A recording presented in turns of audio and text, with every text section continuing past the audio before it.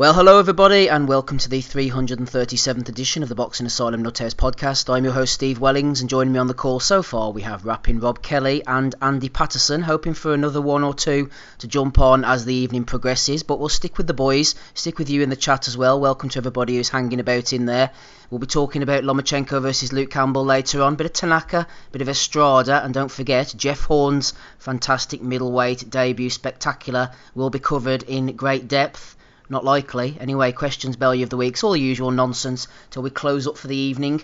Don't forget, everybody, just to remind you, we do have people asking us now where you can find the Nuthouse. It's available on mixler.com/Boxing Asylum. On the Monday, you can get it on YouTube. You can get it on Facebook. You can get it on Bitchute as well. Started putting it over there. And also iTunes when it's fixed. I know iTunes is a bit of a pain in the arse at the moment, but Ben's working on it. He's trying to get it fixed as quickly as he can. And we have no intention of going pay-per-view or any of this bullshit. It will be back on iTunes as soon as possible. But speaking of pay-per-view, it's on the Patreon iTunes feed as well. $5 a month if you want. Don't have to do that. It's available on all those other platforms. Just letting you know, go over there, patreon.com/Boxing Asylum, if you want to go and pick that up. Right, let's get stuck into it then, boys, shall we? But if you do want a Patreon, right, and you don't want to be in the comments saying, "Oh, Rob Kelly is making fun of the listeners that want iTunes, well, boo-hoo," just fucking pay the £4, and then you can have it for £1 tonight when it drops, right? Sorry, Steve. Go ahead. Shout out to the listeners from Rapping Rob Kelly there. He's on form tonight. Yeah, motherfuckers. Lions in the camp. There's Gabe as well, jumping on. Full house. Ready to rumble. Well, let's get stuck in with you first of all then, shall we, Rob? Over in Russia, in Chelyabinsk. No Chernobyl over there. Look nice and warm. Just gone past midnight when Anthony Yarde and Sergei Kovalev made their way into the ring. WBO light heavyweight title was on the line. More importantly, the Eurasian Boxing Parliament light heavyweight title was also on the line. Unfortunately, Anthony Yarde has not managed to win either of those. Knocked out in the 11th round. I don't know where you're standing on this one, Rob. I made my feelings known on Twitter. Don't want to shit on Yarde. Thought he gave a very solid account of himself, but I cannot get past the pre-fight comments made by certain entities, shall we say, that were really painting their own spin, putting their own spin on this fight. So in the context of some of those guys, Yarde didn't do very well at all, but just taking him on his own, seems like a decent dude. I thought he acquitted himself well without really doing too much to ruffle the feathers of an experienced champion. Well, it's lions in the camp, so, 3 lions in the camp. Tunde must be dreaming. Can't be Kovalev, even when he's steaming. No, listen. Thought terrorist was going to jump in then, Rob. I don't want to give the guy Yarde like Who's Dave Baddiel, by the way? When you need him. I don't want to give him too much stick, because I tell you what, he definitely acquitted himself well in that he went and he had a go, and he probably exceeded most of our expectations in terms of his performance. However, I'd mirror what you're saying. I think it's a travesty watching that fight last night, and I know everybody bunces in the ring afterwards saying it's the bravest performance he's ever seen from a British fighter on the road. Everyone is fucking saying as if he was like within a second away of winning it. All right, I said about 6 months ago when these purse bids for this were being floated that now's the right time to get Kovalev, right? So if you're going to get him, you're getting him now. And I know I saw Tunde put something on Twitter today, said they landed more punches than Andre Ward and Isaac Chilemba. Let's see who lands more punches than Isaac Chilemba. But this is the 36-year-old fucking spent version of Kovalev. This is the guy who was broken a couple of years ago by Andre Ward. Kovalev's career took a dip in the second half of the first Ward fight, right? When Ward started stabbing him in the body and giving him different looks and going up and down, he mentally broke him in the second fight, and the rest is history. But Yarde, with some good instructions, instead of someone shouting at him from the 8th round, "This is why we're here. This is why we're here. These television cameras, can they hear this? I hope everybody can hear me shouting, this is why we're here." Instead of saying, go to the body, because he hurt him with a headshot, and Stevie Wonder could see that Kovalev's Achilles heel is his body. He doesn't like getting hit in the body. He started that attack in the 8th, and he headhunted and punched himself out. He didn't go back down to the body once. Now, if you'd have watched even the tape of the Andre Ward second fight, you know that when you get him hurt to the head, go to the body, because he's not able for it. And he could have stopped him. And we could be talking about, the emergence of Anthony Yarde as a new superstar of the light heavyweights. But we're not. And everyone's talking about his great performance. what the fuck are you? What are you watching? Like, he lost every round in the fight apart from the eighth round, and he's that pseudo shoulder roll doesn't work for him. Everybody's trying to copy Floyd's shoulder roll. Well, guess what Floyd used to do? Move his body laterally, lean back, use his long reach. You haven't got a long reach. You've got a short reach. You're standing there, and what you're doing is not giving Kovalev. I know we hear. I don't want to quote Paulie Malignaggi talk about different looks. You're not giving Kovalev any kind of a different look throughout the whole fight. You're standing in front of him with a guy who throws only straight punches, and you're not giving any lateral movement to the side or to the back. And all I'm seeing is his head getting snapped back with jabs all night. And to be honest with you, they said to him afterwards, should you have pulled him out in the 10th round? Oh no, I never thought about it. Well, it would have been a lot different if he didn't come out of the hospital afterwards. So I think this guy is a fraud. I'm not just talking after the fact. I thought he was a fucking fraud as before the fight as well. Let me tell you something. All the great trainers, you name them, Eddie Futch, Manny Stewart, Freddie Roach, whoever you want to talk about, George Benton, whoever you want to talk about. Yeah. Did any of them ever tell their fucking fighters that we're not going to spar for this camp? Like, how do you know how good the guy could be? That's the real pity here, because he should be looking at that fight going, Jesus Christ, I could be a lot better. Like, if I had the endurance to spar 15 rounds, I might have been able to last 12 rounds at a canter.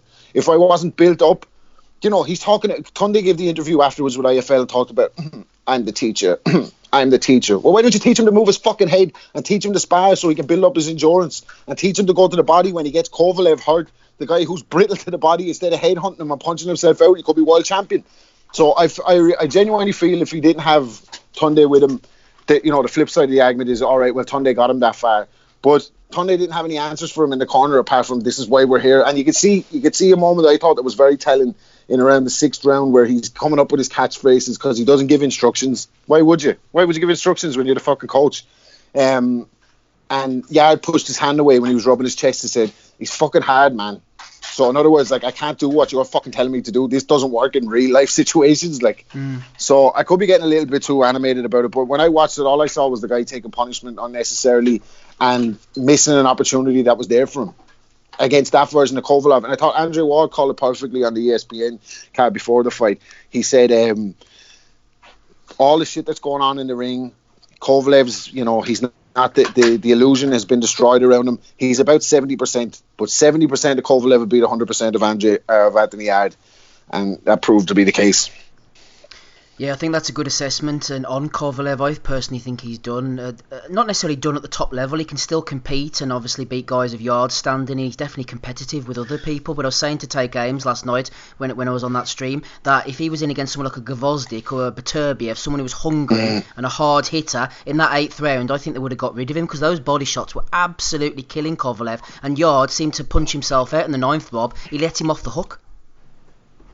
He was there for the taking. He was there for the taking. And like I said, now's the right time to fight Kovalev. And Canelo will be licking his chops after looking like that. Licking his chops. I saw Saunders was saying he'd go up and fight him too, even though I think he'd be too small. But and Andrew Ward again said it was right afterwards.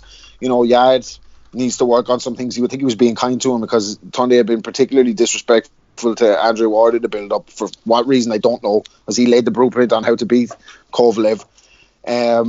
But he said that every fight's going to be difficult for Kovalev now, and I'd agree with that too.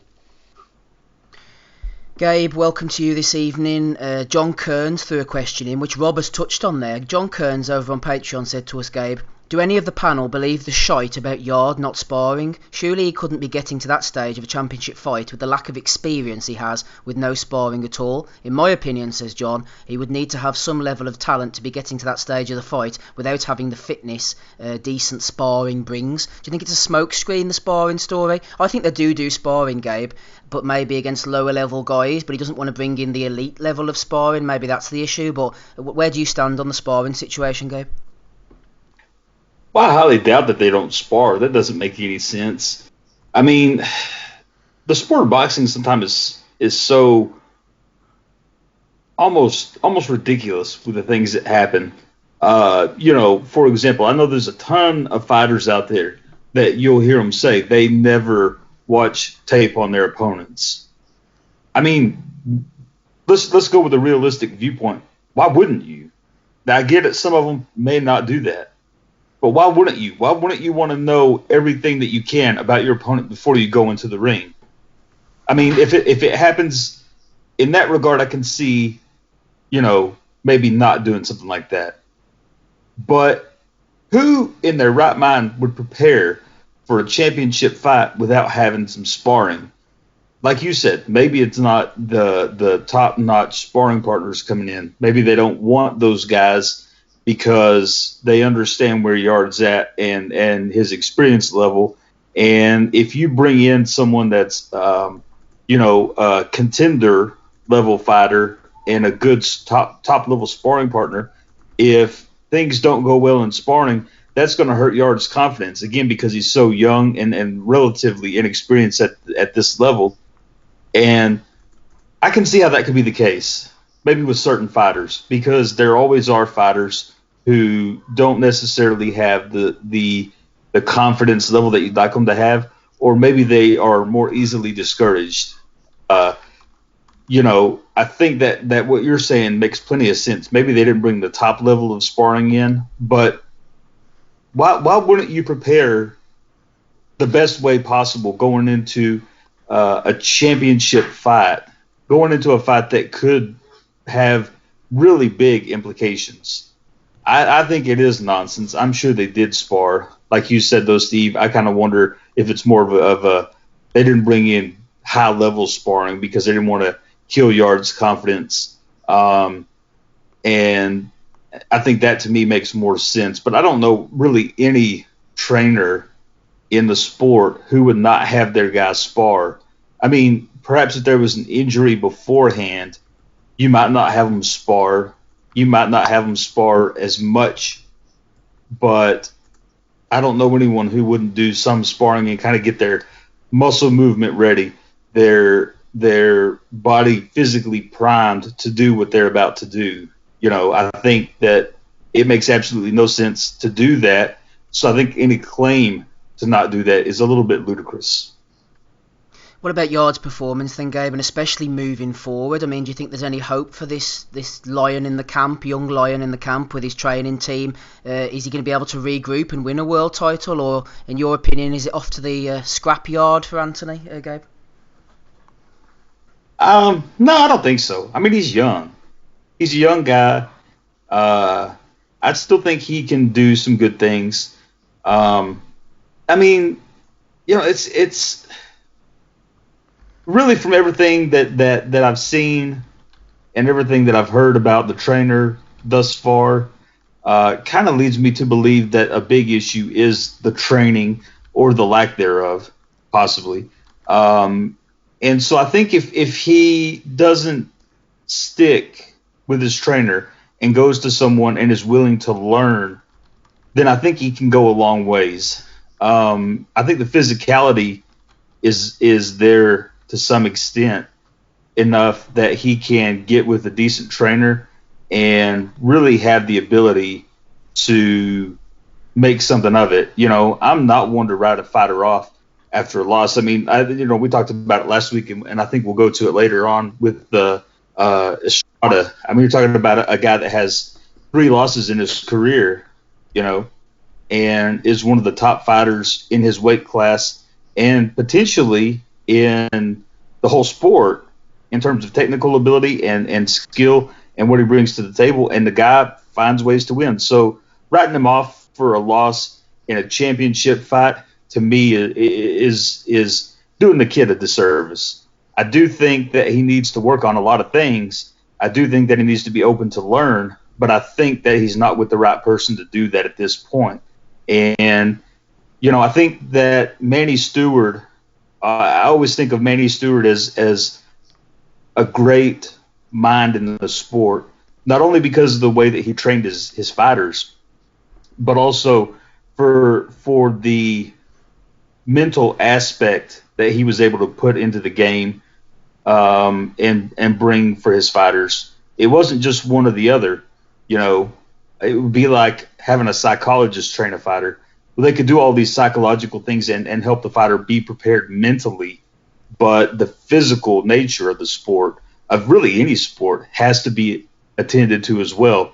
And in a sport like boxing, where you have a million different options in terms of how you fight, against one particular style, you have to be adaptable, you have to be adjustable, and you have to be able to, in a lot of cases, do those things on the fly. You think about some of the greatest fighters that we've ever seen, and they were guys that adapted to the situation.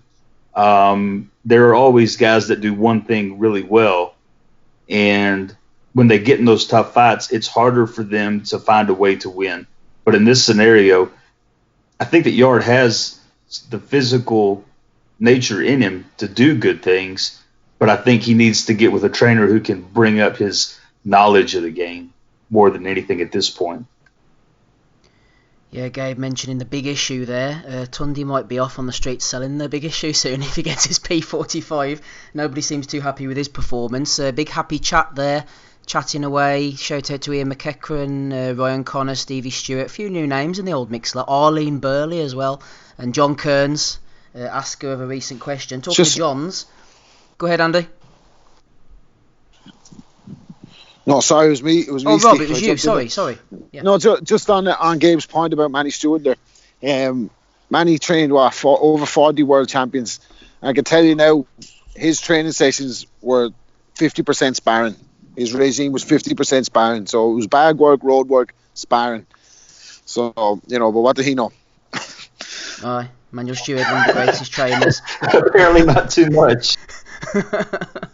John Swan was in touch over on Twitter, friend of the pod. John Swan, been knocking around for a long time. He put in his 2 pence worth. He said, lads, Yard was brave for sure, but the tactics were fucking terrible. What were they? Hang on until the second half and then try to win in one round. Kovalev started well, but I always felt Yard's best chance would be early. He was too tentative in the first half of the fight. John goes on, no real criticism of Yard from me. He did very well for the circumstances he was presented with, but it always seemed with those tactics he was swimming against the tide. Really interested to hear what System 9 was telling him to do between the rounds. A lot of grief for Tundi then, Andy. Warm welcome to you this evening. Tundi getting a lot of the abuse. Is this being wise after the event? Is Tundi a bit of a scapegoat, or is it justifiable criticism for Yard's corner? Yeah, it was always going to happen, I suppose, after a defeat, especially getting knocked out, I suppose. System 9 needs a reboot, in all honesty. But I didn't really kind of chime in afterwards and that kind of like going in Tundi and stuff. He is what he is. He's just at it, I think. David Hay was obviously, he was big on the commentary and all that sort of stuff. You heard him shouting. It reminded me a wee bit, actually, shouting instructions for the corner. I remember Chris Algieri's training against Manny Pacquiao. I'm going to let him out the cage. And, I'm going to let him out the cage and literally. Utter fucking dud. He gets dropped square on his partner, That's what it reminded me in that. But John's right. I mean, at the end of the day, credit to Yard. Regardless of his ability in that, he stood in there with a faded vet who he almost turned the tables on him after getting dominated. As Danny Robson says, as a poverty kind of shoulder roll that he kind of employs, and it's no use, man, because he doesn't block the jab, and that was Kovalev's key weapon there last night, wasn't it? It was a jab. He just dominated him. As I says, first 3 rounds I thought Kovalev dominated. Then he was starting to get kind of a wee bit more close with his combinations. I've got to give a shout out to Buddy McGirt as well, actually, because as I says, I put money on Kovalev last night at 5-4, right, to win by knockout, and I'm sitting watching that 8th round, and honestly, my mind switched to Tundi. Actually, I'm saying to myself, this guy's going to love this if he stops this fight, because he looked at see Kovalev, and then Yard I don't know if he got desperate with a left hook in that. He kind of languid up against the ropes, and then Kovalev kind of tried to back off and then trying to hit him a right hand. He was in bad weather, actually, Kovalev, no honesty, but Buddy McGirt, in between the 8th and the 9th round, absolutely spot on. He's had a hard 2-3 months himself, McGirt, obviously, with Dadjev dying and stuff like that. So he's basically put it on the line because, to be honest, I think everybody kind of thought that Kovalev was ready to go. But he came out in the 9th round, absolutely dominated the round. And that's what just that experience and just like I said, that amateur grounding that he's got and stuff like that, just far better than what Yard's been using. He could have stopped in the 10th, I suppose, but that showing all that heart and stuff like that. At the end of the day, it was very impressive. Hung his balls out there, but in the last 2 rounds, that is a beating he didn't need to take, guys. And that might be the difference between him actually kind of like becoming a champion later on. That might be a fight that's taken 3-4 fights out of his future career. Do you think so? Really? Really, I mean, you look at he was knackered, and to get dropped off a jab, that suggests he was absolutely spent. Yeah. Something very telling. Something very telling as well. He kept looking out of the ring in the last 3 rounds. He was getting a bit of a shelling, and he started to turn and look around the ring. And you're right, exhaustion did him. Like, it wasn't a concussive Kovalev punch; it was an accumulation of punches. But he was fucking exhausted. Like, he took a beating in those last 2 rounds, guys. He did. As I say, big time. Go back to Brunner against Chino, right? Regardless what you think, what Brunner is and that, but he took a wee bit of punishment in that fight. And as Bernard Hopkins says, that took 2-3 fights out of him. Kovalev had enough about him there last night. Okay, as I say, as we all said, and that we mentioned it last week, he's no longer prime, but the pure experience of the guy and that, and he's obviously still got to dig. People just kind of like write them off as some sort of kind of washed fighter. Last night proved, as you say, Steve, he's maybe not going to hang with likes of Gvozdyk anymore and stuff like that, or Bivol, but he's still got enough about him that he's going to cause anybody problems. And I don't buy into this, by the way, that Canelo's just simply going to walk in there if this fight ever happens and blast him apart. I just don't see it. I mean, come on, you got to give the guy a wee bit more respect in that. Some people are mentioning that he's just going to walk in there, hit the guy at the body, and that's it. I've mentioned it, Rob mentioned it and stuff like that. I've mentioned it a lot of times in the past. He doesn't like it to the body. The 8th round, he was kind of hiding it a little bit. Well, obviously, he was covering up that when he got hit to the body and stuff, but he just doesn't like it there whatsoever. Some fighters can cover it up pretty well. They can take it and still step forward. He seems to like to kind of cover up and kind of back off and kind of try and get his wind again. So whether that's part of his kind of, whether it's a problem he's conditioning that, I don't know. But he is there to be taken, and fair play to Yard. He had his opportunity, he couldn't take it, and Kovalev just stepped in there. I'll tell you what, thank fuck he actually stepped in there and actually ended it, because I was raging. I was like, you better not get stopped here and let me do all my money. So I managed to break even last night after, like say, the football coupon was all smashed and that as well. But Kovalev made me break even last night, so well done, big man. Yeah, Ian McEachran in the chat says Tundi is making a fortune off Yard. He's his meal ticket. Indeed, Tundi would have made a fair few quid last night off Anthony Yard, even if he doesn't do anything in the game for the rest of his own coaching career. He's certainly filled the old bank balance there. Rob, a quick one from you on Kovalev going forward then. I do think that the Canelo fight is going to be a hell of a lot of trouble, especially with Canelo whipping in those classic Mexican left hooks to the body. But, I mean, I would like to see Kovalev. That's a bit of a freak fight for me. I want to see him. If you look across the champions, you got Kovalev, you got Gvozdyk, you got Beterbiev. They're fighting each other. You got Bivol. It's a strong light heavyweight division. I would love to see Kovalev get in with, say, Bivol, and then the winner fights the winner of Gvozdyk-Beterbiev. Never mind this Canelo business.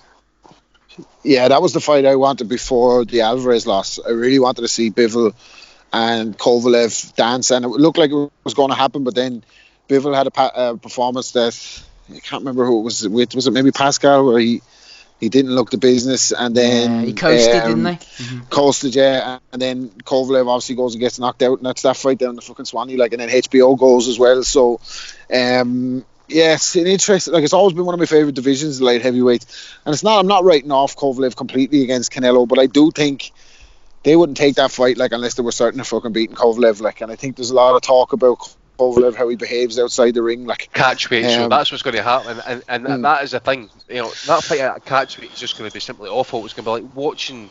Drain him to death. But I think going for the is it the 4th title at different weights or the 5th title at different weights or something for Canelo? So surely he can't be a catch. I don't know, but I just think that they there's no way that Oscar and them be trying to risk Canelo against Kovalev if they didn't think for 100% that he was going to beat him. Like, I think that although Kovalev spoke last night, like, saying that everything is right outside the ring, everything is right with my trainer and all now, this is 100% of me. If that's 100% of you, I don't know. Like, do you know what I mean? Like, he knocks out in his prime. Yard's not going 4 rounds with him. Like, the old Crusher. Yard's not going 4 rounds with that old version of Crusher. The one that beat cleverly, manhandle him. He'd have manhandled Pascal him. The first time, yeah. Pascal the first time, yeah, exactly. So I definitely think he's on the slide and he's there for the taking. I didn't manage it, but I think I would favour Canelo on that one now. Look. Just before we go to Andy with another question on Frank Warren, Gabe, any word from you on Kovalev moving forward? Would you be happy to see the Canelo fight? Maybe they'll drain, because Canelo brings so much money to the table, though he's not talking to Oscar at the moment. They seem to have some kind of a disagreement. I don't think Canelo wants to fight Golovkin again. He's made his feelings known on that. Also, by the way, Gabe, apparently HBO are moving back into live sports at the end of the year. Not saying anything. Watch this space, though. Back on topic. What about Kovalev? Happy to see Canelo drain him down to the very last pound of light heavyweight? Or do you want to see him fight these other fellow 175 champions like we were saying? I would like to see a few years ago version of Kovalev fight Canelo. Now it's not going to do anything for me because, as you said, they're going to drain him down, and he's already not anything like he was. So for me to watch something like that, I mean, I'll certainly watch it, but I'm not thrilled at the prospect of it. I think the other fights at 175 are better for him than anything else. But who knows? Maybe going through the routine of trying to get down in weight a little bit will spark something in him. I highly doubt that's the case. It's more of me trying to be optimistic about it. But maybe his training regimen will be on point, and maybe we'll see a little bit of a resurgent Kovalev, knowing that it may be his last big hoorah. So I don't know. I mean, really at this point, I'm not all that thrilled about any prospect of Kovalev fighting. I mean, he's not one of my unfavorite fighters. I don't dislike the guy, but it's not the same watching him now as watching him a few years ago. And so, not knowing exactly what we're going to see, it's kind of hard for me to be thrilled about what we're gonna see in terms of future matchups. But it seems like everything's pointing the way of Canelo. So I suppose that's where we're going to get. So I don't think that they'll be asking for my opinion on any of that other stuff. But I don't know. We'll find out.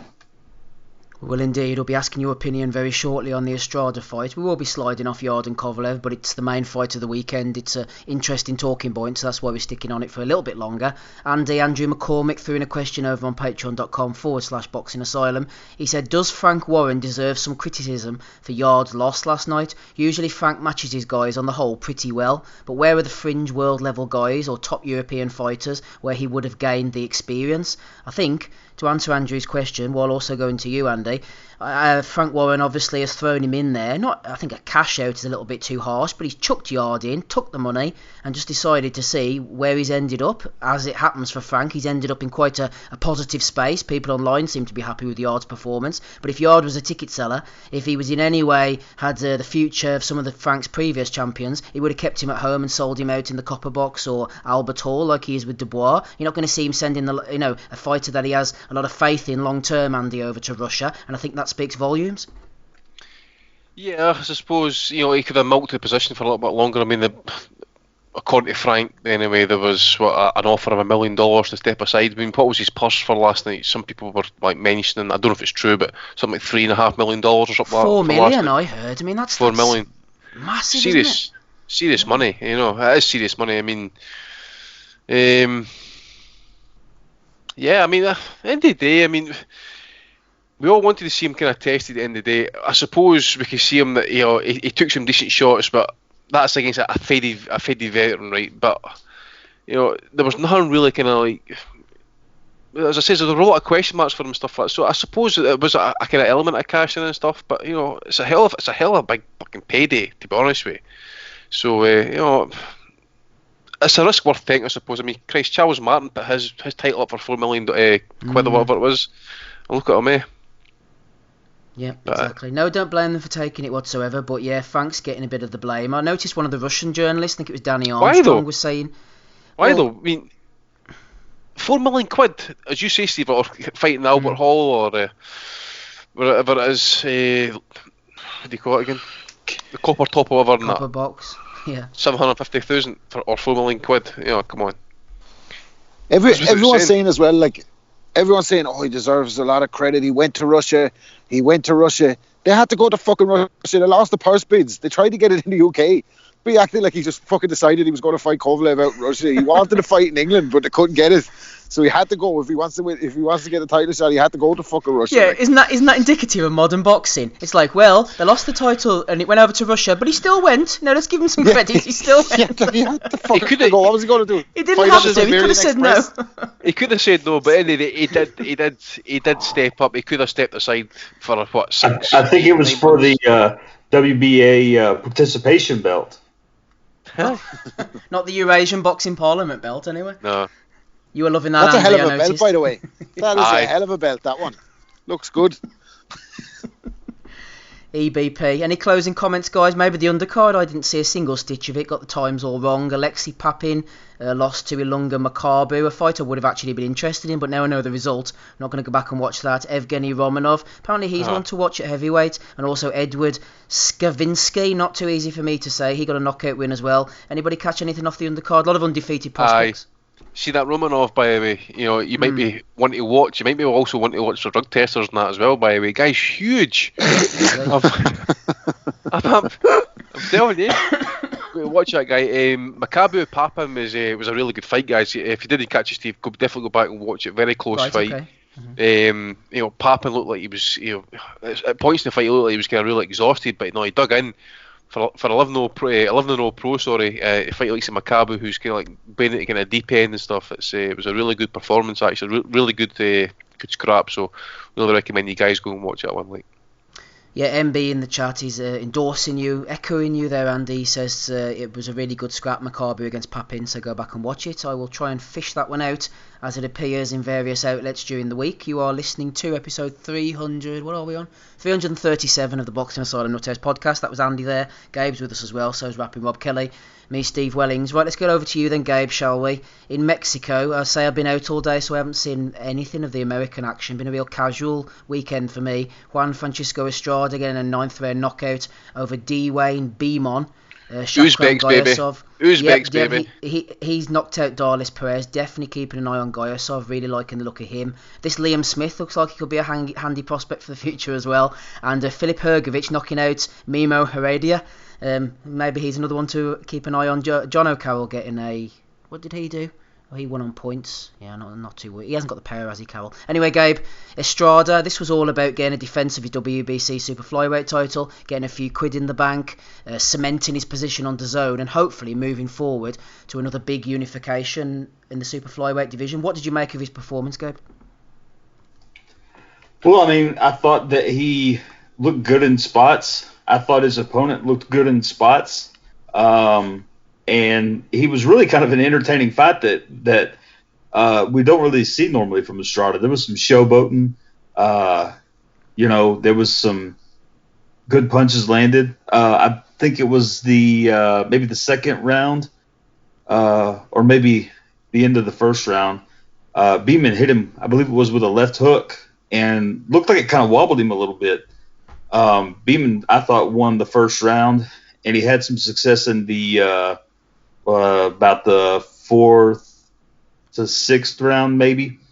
It was either 4th and 5th or 5th and 6th. But Beamon, that is, looked actually sharp in some good spots. But when he didn't, he was getting beat up. Overall, I thought it was really a good fight.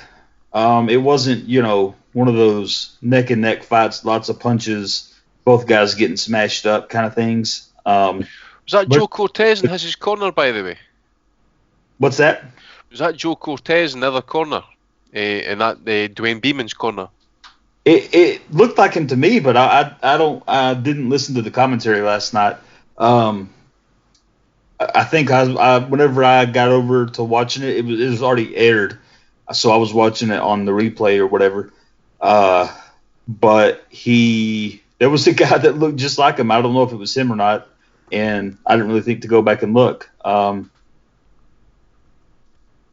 guess during the introductions, maybe he was standing there by Beamon. And did he give Beamon? Was he fair but firm in the corner to Beamon? Did he have to give him the riot act? I don't know. I really didn't pay much attention to the between round stuff. you know, I think that overall, I think the fight went somewhat according to the way that it was supposed to, being a defense for Estrada against a guy who could come in and look somewhat credible, but maybe not pose an overabundance of threat to his reign. Beeman made a good account of himself. He's an athletic guy. He's fast. He seems to have some good power whenever he can land well. He's a little bit, to me, from the video, looked a little bit awkward in terms of the way that he fights. A little bit herky-jerky, but he was landing left hooks pretty well last night on Estrada. So the left hooks were really the thing that kept him into the fight. So I think besides the first round and maybe a couple of those middle rounds, though, it was pretty much all Estrada. And you saw it last night. He was trying to box a little bit. But really, Beeman had a lot more success to me whenever he was forcing Estrada to fight backwards. Estrada typically does a good job of that. But I don't know, maybe he got a little bit overconfident in some spots. But Beeman landed. So it was an okay fight. It wasn't a bad fight. So if anyone hasn't seen Dwayne Beeman before, they may go out and look up some of his video if you can find some. But I watched some other fights of his previously, and he's not a bad little fighter. Definitely not a bad little fighter. I think he could have some success in the future, depending on who he's matched up with. It's all about Estrada, though, isn't it, Gabe? This weekend, really, like he's got the win. He's the man they're looking to push forward. I think Beeman's just another stepping stone, isn't he, towards a unification? I felt like he was. I felt like they brought him in for that purpose, and I think overall purpose was served. But he did have some success, and I was a bit surprised by that because I thought it was going to be more of a really one-sided affair. But Estrada. So I think that he did what he had to do. He went in, won the fight. He was tagging him there in a couple of spots, and he ended up getting the stoppage. So it's hard to say that he didn't do what he was supposed to. I thought, like I said, he for the most part looked good. He seemed like he was having a lot of fun. And then, like I said, the showboating and stuff, he's not something that you normally see from him. But it kind of seemed to show that even whenever Beeman was having success, it wasn't really changing the ebb and flow of the fight in a way that it would if it was a much more competitive battle there. Rob, I've grown to like Estrada. I wouldn't say I was a fan as much as I'm a fan of any boxer, but he's a neat, tight boxer. Showed in the rematch against Rung Visai that he can adapt and he can change his style. He's not a one-dimensional guy. He went toe for toe with Roman Gonzalez in his prime as well. So where does he fit in and around the world champions there? You've got German Ankayas, who seems to have gone off the radar a bit since he beat Funai. You've got Ioka, the WBO champion, and obviously Kal Yafai, the WBA champion, who's crying out for a decent scrap. But Estrada's number one contender remains Saw Rung Visai. Would you like to see Estrada Rung Visai number 3, or would you like him to look across the other champions and try and get that unification I mentioned earlier? Cajas. I'd like to see him unify now, and Cajas or Yafai, even though I don't rate Yafai, but for unification purposes. But I think he's as good as any of them in there. Hasn't let losses define him either. But yeah, I'd like to see him go the unification route. Like I don't think there's any point in seeing Rung Visai 3 like you. I'd watch it though. I can't say I wouldn't watch it, but I'd like to see him go and try and unify.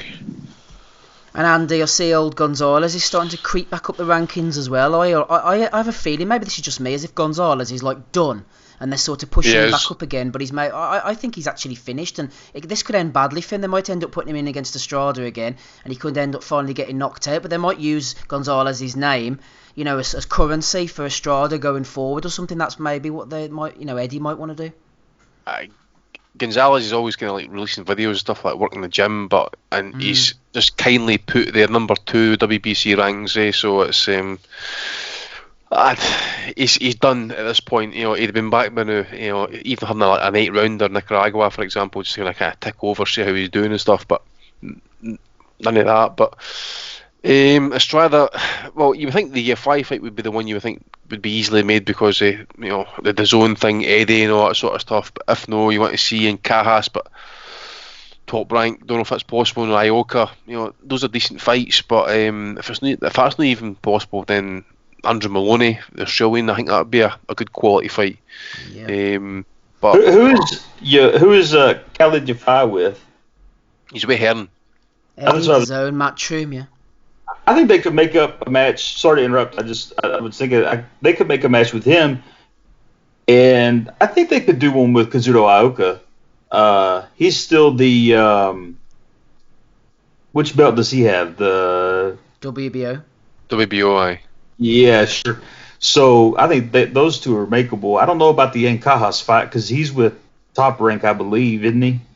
He's always I don't know if he's getting protected, Gabe, to be honest with you. Okay. He's no, exactly. He's not getting pushed into these kind of bigger fights and stuff. What about Ioka? Didn't he lose to Nietes? I'm assuming he's won since then, hasn't he? No, it was a draw, mate. Oh, was it? Right, okay. Aye. Was that on HBO?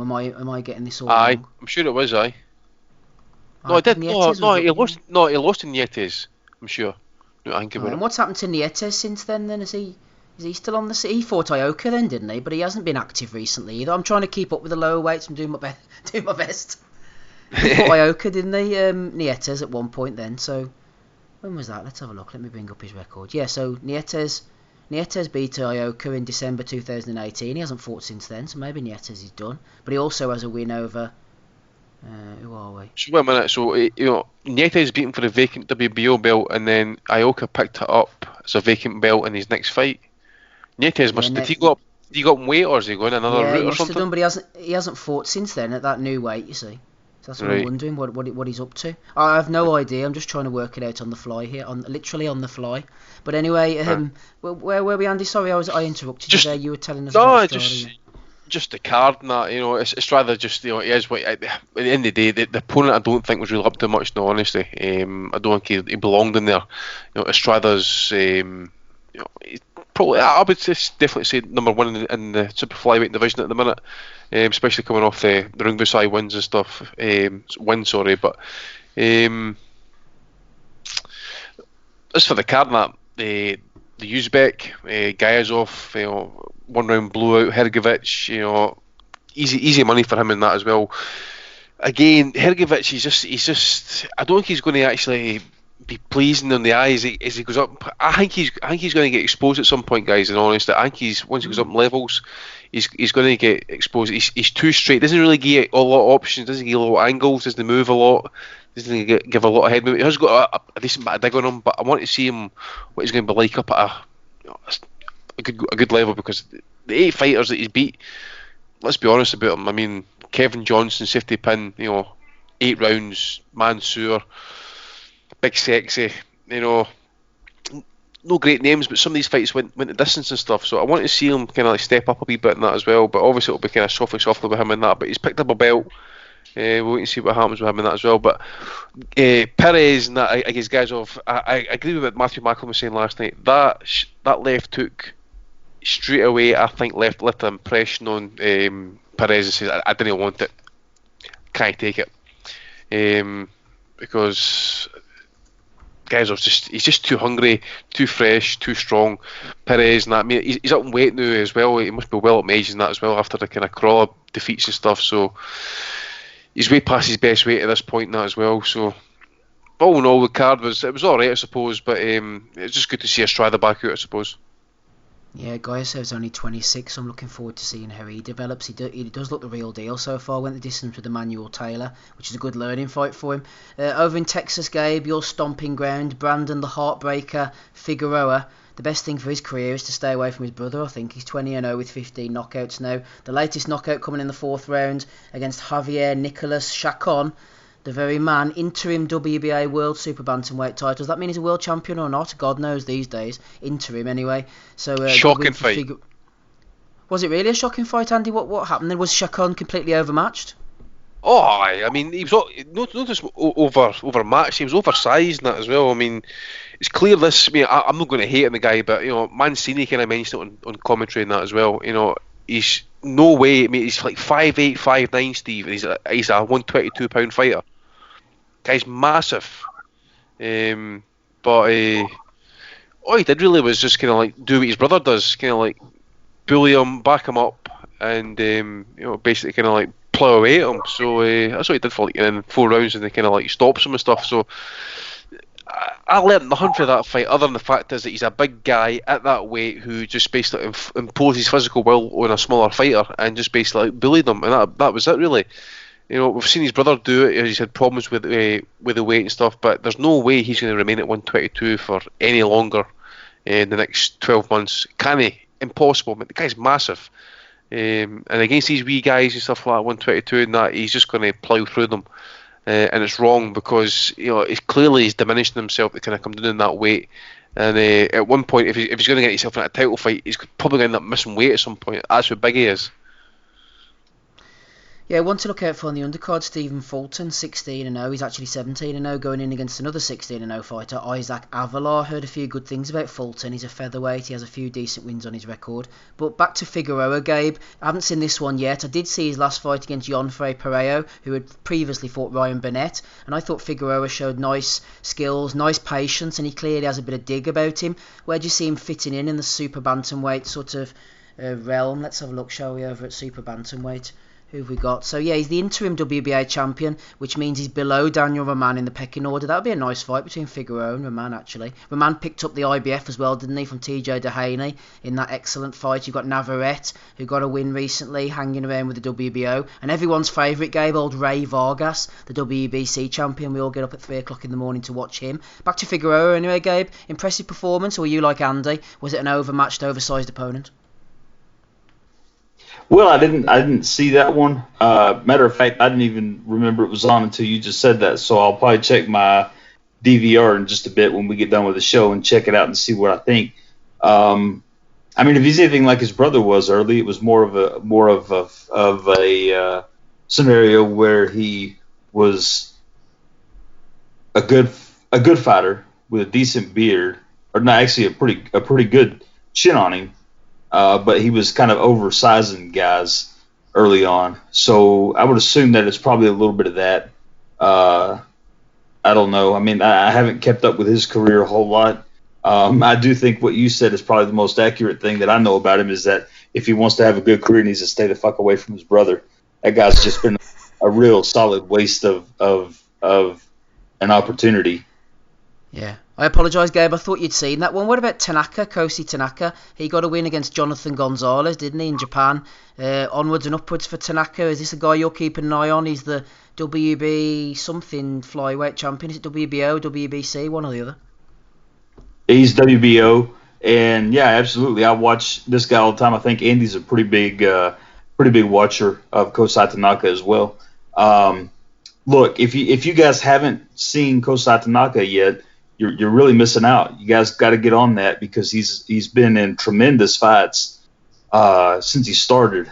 I can't even remember what his overall record is at this point. He hasn't been a professional for that many fights, but he's been tremendous, and a lot of good action fights as far as what we've seen him do lately. So he fought Jonathan Gonzalez, is a kid out of Puerto Rico, and it seemed like early on, Gonzalez is a southpaw. It seemed like early on Gonzalez had him in a little bit of a figuring it out stage.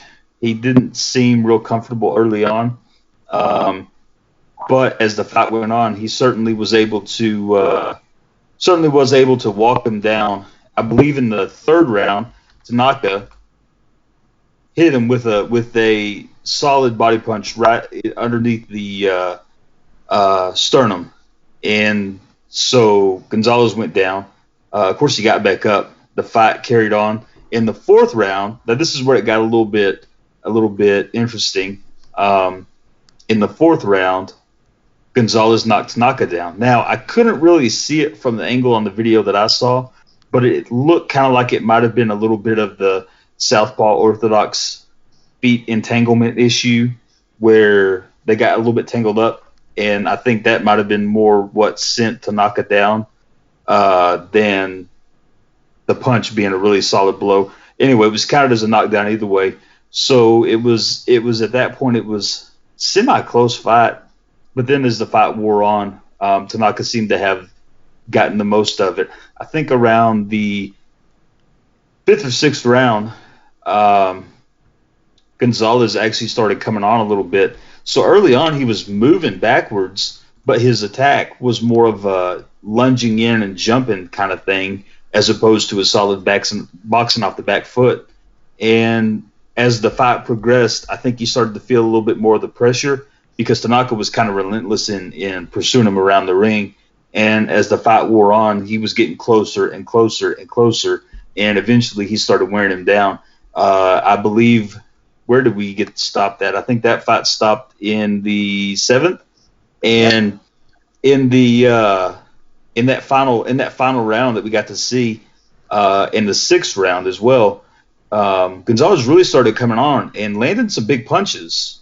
In the 7th round, he really landed, I believe it was a left hook. I can't remember what time it was in the round, but we could see that it was starting to kind of wear on him. And so we started kind of unleashing some punches a little bit, and he was having success. He really had a little bit of success throughout the fight. It just was never enough to really solidly score around his way, and it wasn't enough to keep Tanaka at bay. But in that 7th round, he unleashed a hell of a left hook. And I thought it was going to spin Tanaka's head around, but Tanaka just walked right through it, kept coming forward, and to me, cemented his place as possibly the top 112-pounder in the world. I feel like he did. It was actually a really good performance and another really solid action fight from him, kind of like we're used to seeing. I mean, it's been, to me, time and again, he's in fun fights to watch. His last fight out was with, or maybe it was 2 fights ago, he was fighting another kid from Puerto Rico. Oh, Lord, who was it? Let me look and see real quick. Well, while you're doing that, Gabe, what I will say is I know you've been telling us to get on this train for a while, and there are recognisable names on Kosei Tanaka's record, the likes of Moises Fuentes, Angel Acosta, Sho Kimura, and Ryoichi Taguchi. Even a lower weight casual like myself recognise these names, so it's about time I actually got on this train sooner rather than later. Yeah, the Sho Kimura was a good win for him for sure. Angel Acosta, Tito Acosta, that was a really solid, action-packed fight. I thought it was really solid throughout. Acosta was in a couple of, maybe it was his last fight actually. Let's see, it was with Elwin Soto, and there was on a Golden Boy card on the zone. But his last fight out was good, so he's another one that gets into some good scraps. But Tanaka so far has kind of just gone through everybody. I mean, he's really a solid fighter. Not even 20 pro fights, and he's already won three titles, titles in 3 weight divisions. You know, so he kind of follows that Japanese trend, I guess, of being moved pretty quickly. But so far at this point, I mean, if you really want to see an action fight, let me shut the fuck up about it and quit talking. You guys go on there and YouTube him and see what we're talking about. I think Andy would probably agree that he's probably one of the most solid action fighters around, even for a small guy in the 112-pound division. I don't think it gets much better than him, but it was all, again, a solid fight. And in that 7th round, he just broke him down, and he knocked him down, I think, 3 times further with body shots. But credit to Gonzalez, he kept getting up before the referee finally just said, no, we're not going to do it anymore, wave it off. Yeah, credit indeed, Andy. Just before we bring in Dave the Hater Low back for his chat on Yard against Kovalev, MB in the chat says they might try and make Tanaka and Ioka if Tanaka moves up. Tanaka probably, if he's following this path that they plot out for them, as Gabe alluded to there, might be moving up soon, so a fight between him and Ioka, MB thinks could be a good one to watch. Yeah, I mean, there was talk according to Asian Boxing's website that he was struggling with the weight actually, so you know there might be cries for move up in weight. I mean, people will probably remember Diego Higa. He's no fought since he badly missed weight for his last fight, and he got knocked out, and he got banned. And basically, with that ban, he basically will not be allowed to fight at, I think it was either flyweight or super flyweight at the time. So he'll definitely need to move up in weight, regardless, before he gets sanctioned again. I think he's due to fight, or his ban's been lifted, I think. So apparently he was dehydrated, really struggling, Tanaka, and to be honest, I thought he was struggling at times with Gonzalez, and that he was really kind of struggling with the kind of backhand for the southpaw stance. Gonzalez was happy to kind of fight off the back foot. Tanaka is obviously, at times he can be defensively kind of really kind of lax, and again, stepping forward, getting caught with shots and stuff, but in the end, he turned it round. He got dropped. What it was, I think it was a kind of right hand, and it was kind of then a left hand behind the head, and that's what kind of dropped him basically. But I thought he kind of struggled after it a wee bit as well, because Gonzalez says he was happy to move around with the ring and stuff, and really kind of be really kind of crafty about it. And but I think just by round 7, Tanaka just kind of up the gears, just let the hands go, and just kind of fly the way, and just kind of really kind of put it on him. And I don't know if he dropped him twice or whatever, and that, but he definitely dropped him. And he finally got the stoppage and that. But as the listener was saying there, and that, I think if the cries do call for that move up in weight class, and that, it's a natural fight to be made, Tanaka against Ioka. I don't know what the situation is politically with gyms and stuff like that, if it can be made, considering how things are done over there. But definitely a fight I'd like to see in that. Tanaka, Ioka. I mean, at this point, the old vet and the young hungry pretender, but at the same time, Tanaka, the way he fights, is conducive to a very, very short career. So take it, big money fight in Japan and that as well. So definitely a fight I want to see. Yeah, I'm definitely going to have to up my game on the old lower weight Asian boxing scene. Back in the mid-2000s, I used to be well into it. Used to trade the DVDs and all sorts. The likes of Eagle Kyowa was one of my favourites. Katsushige Kawashima, Daisuke Naito, Nobuo Nishiro, Chris John's WBA title reign. I've let it all slip now. I haven't got the time these days. But there's some classic names from yesteryear. Punsaklek, Wonjongem, Koki Kameda was just coming through as well at that time. And yeah, there was a few decent fighters, but let it all go. Welling's swapping DVDs of lower weight Asians, left, right, and centre.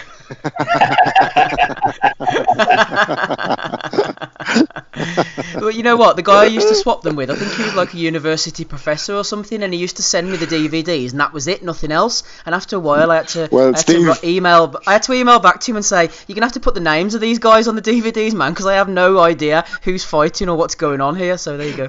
You know, they say that on those Japanese guys, whenever they're doing the announcing, they say their names backwards. They say their last name first, and then their first name last, and then it sometimes it don't even look like what it's spelled like. So then you've got to figure out what the fuck they're trying to say. And the clock runs the other way around as well, doesn't it? It starts and goes upwards instead of downwards. Anyway, sorry, Rob, go ahead. No, well, knowing your history at proven professor's accreditation, I don't know if he's that much, if he's that reliable, if Dr. Joseph a JO PhD is anything to go by, you know what I mean? So could be a bit ropey there, Steve. It was a genuine qualifications, genuine accreditations, Rob, I believe. It wasn't the University of Bermuda online. Anyway, moving on, Dave. No chance of getting you to watch any of that stuff. You're probably watching the MMA over the weekend. What about Anthony Yard? Fine specimen that he is. Real nice set of boobs on him, Mr. Yard, isn't he, Dave? Is that the type of thing you like watching on a Saturday evening? I've been known to like a good pair of black titties, but you know, I'm not real particular about the race. As far as the sex, though, generally I prefer female, and I want a little bit more natural jiggle than what Yard offered. It was a little too hard, you know. And I've never been a big fan of fake titties. But what were we talking about? How's my sound coming? Sound okay? Yeah, man, you're sounding good. A little bit pervy, but you're sounding good, Dave. Oh yeah, I've been a little delirious this weekend. Had a bad fever. But yeah, I watched the fight, the main fight of the weekend. I watched the knockout Andy was sharing in the chat earlier of what's his Casemiro was a chilling who- knockout, man. Who was he fighting? Ramirez or Rodriguez or something. Fucking It was Cesar Ramirez. He knocked him down like 3 times in the fight, but that's definitely got to be on the list for knockout of the year. Yeah, it was kind of sad though. I mean, I feel like they should have stopped it because the guy was taking clean headshots, like body beating up. shots now as well, eh? Another fight I thought they should have stopped, probably before the final jab You fight ended. Teti next, by the way. Sorry. No, I was just going to say Casemiro might fight Teti next because I think he's interim champion for WBO bantamweight title. So they might make that Teti fight next. Actually, interesting fight. It's interesting because at least Casemiro, I mean, he's got an interesting style. He's going to look for the big shot. He certainly loads up and telegraphs. You'd expect Tete to probably be able to school him from range because Casemiro is tiny. But I thought they should have stopped Yard. And probably the 10th round, he had absolutely nothing left. Even in the ninth could have been a 10-8 for Kovalev. The 9th was right after Kovalev got his ass handed to him. In the 8th, and he comes out in the 9th, and I don't think Yard landed a significant punch. Kovalev just battered him around, and in the 10th it was just more of the same. You have to wonder what if Tunde if that's how you say his name, if Tunde Asijave or whatever, if these guys have his best interest at heart. He comes back in the corner and says, "What should I do?" Lions only, lions in the gym. You know, that's not great advice. You guys may have already covered this stuff. I haven't been able to listen because I've been doing this technical shit. Maybe you've already covered all this. But my take on the fight is, wait, I picked Yard last week, didn't I? I thought they were going to gamble right. And I think, to be fair, they came close to gambling right. Kovalev was not his old self. The vodka has taken its toll. The throwing money at the women on airplanes, whatever, I don't even know what he's been up to, but it's all taken its toll. And he's still got the experience and he's still got some skills, but physically he's kind of a mess. He's shambling in many ways. That the second wind he had in the 9th, though, I was really surprised. I thought he was out of there in the 8th because we've seen him wilt like that before, and it did not end well against Andre Ward or against that Cuban guy. I don't even, what's his name? Alvarez. Yeah, Alvarez. Has he done anything since Kovalev beat him in the rematch? No, he's been in hiding, I think, hasn't he? Yeah. So I expected it would be like after the first round, Kovalev was just schooling him with the jab. And Yard got into it a little bit, to be fair. You know, he didn't win any rounds, in my opinion, until the 8th. I thought he only won one round of the entire fight. But he was in some of them. Like, he would land the quick counter left. They didn't seem to phase Kovalev at all. Once he started digging into those body shots, though, that was when things really started to change. Kovalev, again, proves he's glass to the body. The follow-up headshots seem actually less impactful. Which was kind of interesting. Maybe it truly is just especially weak down there. And maybe it's because he drinks so much. You know, I can see that taking a toll on his liver. But as far as the reaction to the whole thing, I'm seeing a lot of people. You have trainer, manager Tunde saying, "No, we never lost last night. We dared to be great."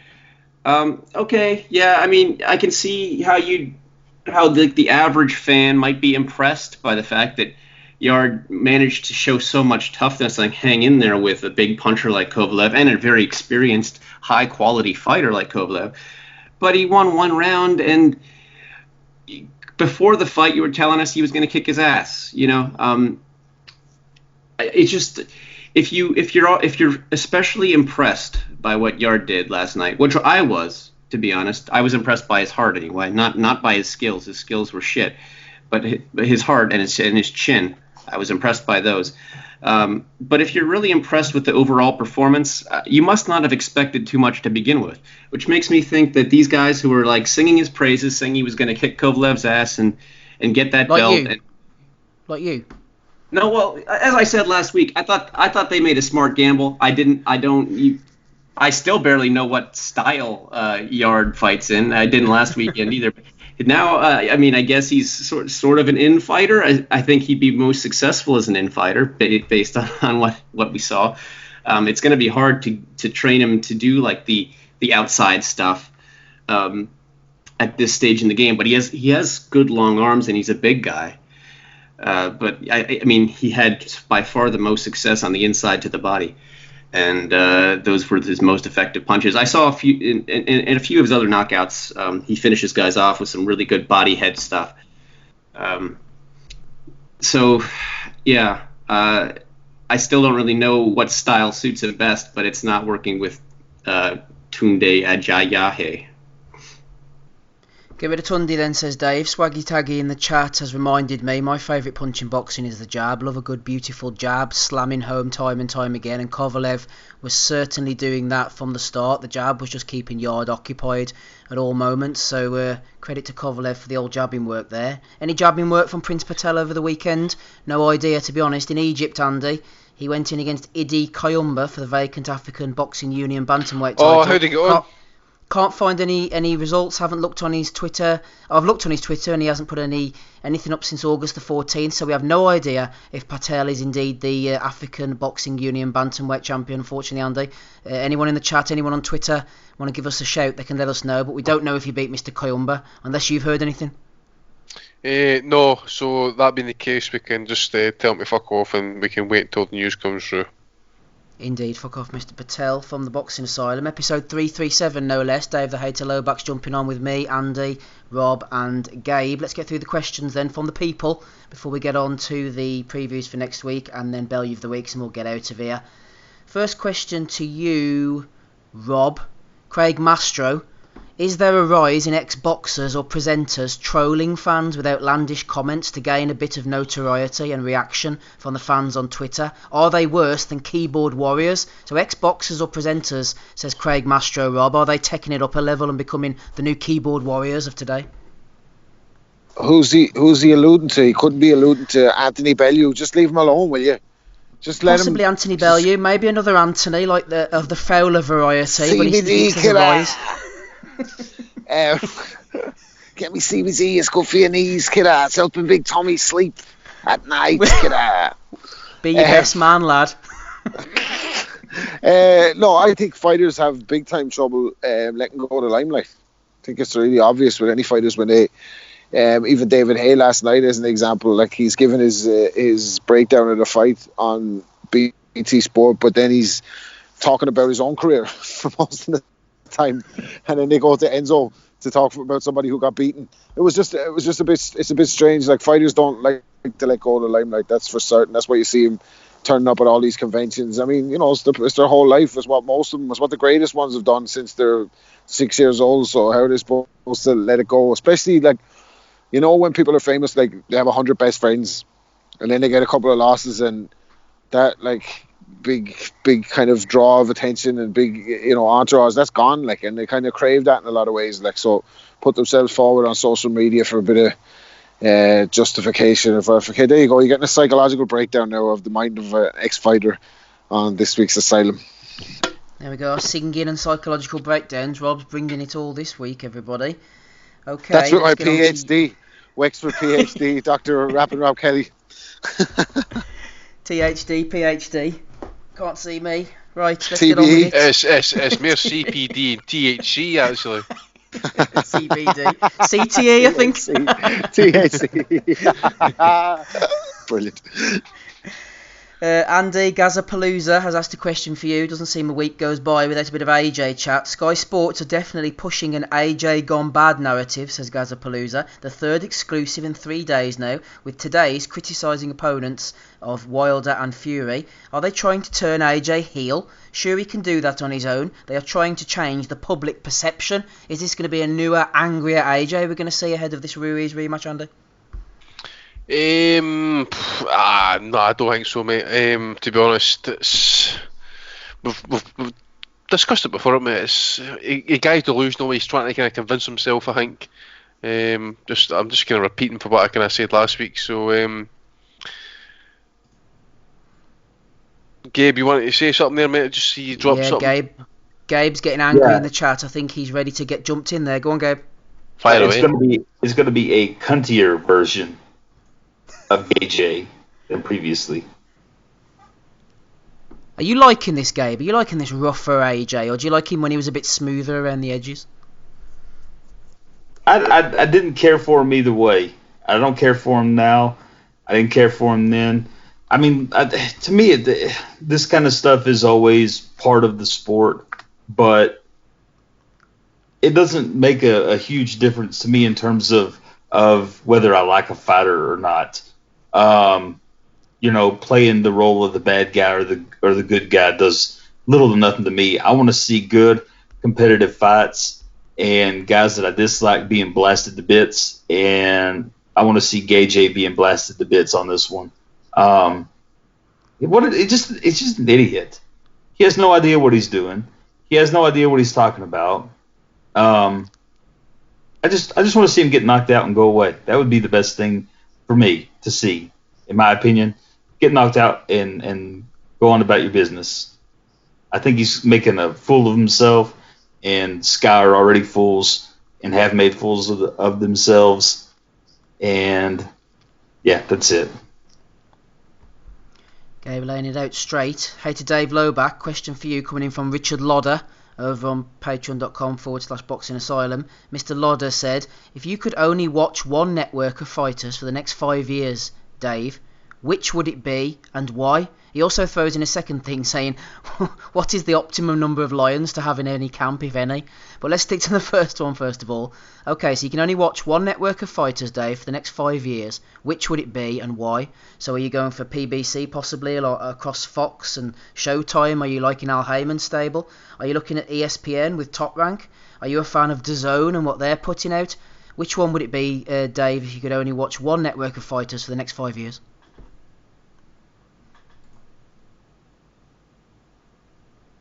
Oh, Dave's left the call. No, I'm back. Dave's rejoined the... Go on, Dave. I clicked the hang up button instead of the unmute my microphone button because I'm a genius with technical shit. Good job, your job isn't in tech, eh, Dave? I remember. Yeah, it happens to be. Luckily, I remember the question. I'm going to stick with ESPN. I think because they had the fight yesterday. There was a British fight. It was on BT, right? But yep. Yeah, we had it on ESPN over here. We've got Terrence Crawford on ESPN. He's one of the guys who I'm most particularly interested in how his career unfolds. I guess we have Tyson Fury on ESPN. So I don't know what network the Wilder rematch would be on. This is what was the question over the next 10 years. That's 5 years. The next 5 years. So I suppose he's looking at, say, for example, the likes of Top Rank. You've got Shakur Stevenson, Michael Conlan, all these guys who are coming through. So you might want to watch Top Rank and ESPN more based on the projections of fights. So that's maybe why he's saying the next 5 years. Yeah, I don't care about Shakur Stevenson too much after that video dropped of him smashing a woman in the back of the head. I'm kind of rooting for him to lose, although I don't see anyone really who can beat him. Like, I would be rooting for Conlan if they fought, especially because Conlan's our top lad who was on our show. But yeah, I don't know if that's happening. And if it did happen, I would probably pick Stevenson to beat him, which is too bad. Yes, mainly just for the sake of Terrence Crawford. Next 5 years, it's either that one or PBC, or DAZN, because it's that the heavyweight factor. It's hard to say. I might have to stick with my old reliable friend Bob Arum because I know how to build talent. I'm proven at building talent. All right, there you go, Gabe. Are you happy? I'm happy that hater Dave chose Shakur Stevenson over Michael Conlan, or people might start hearing through the grapevine about it. Ooh, I bet you're wondering how I do.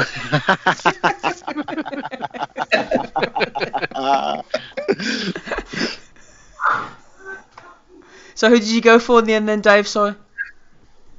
I'm going for proven talent, Bob Arum.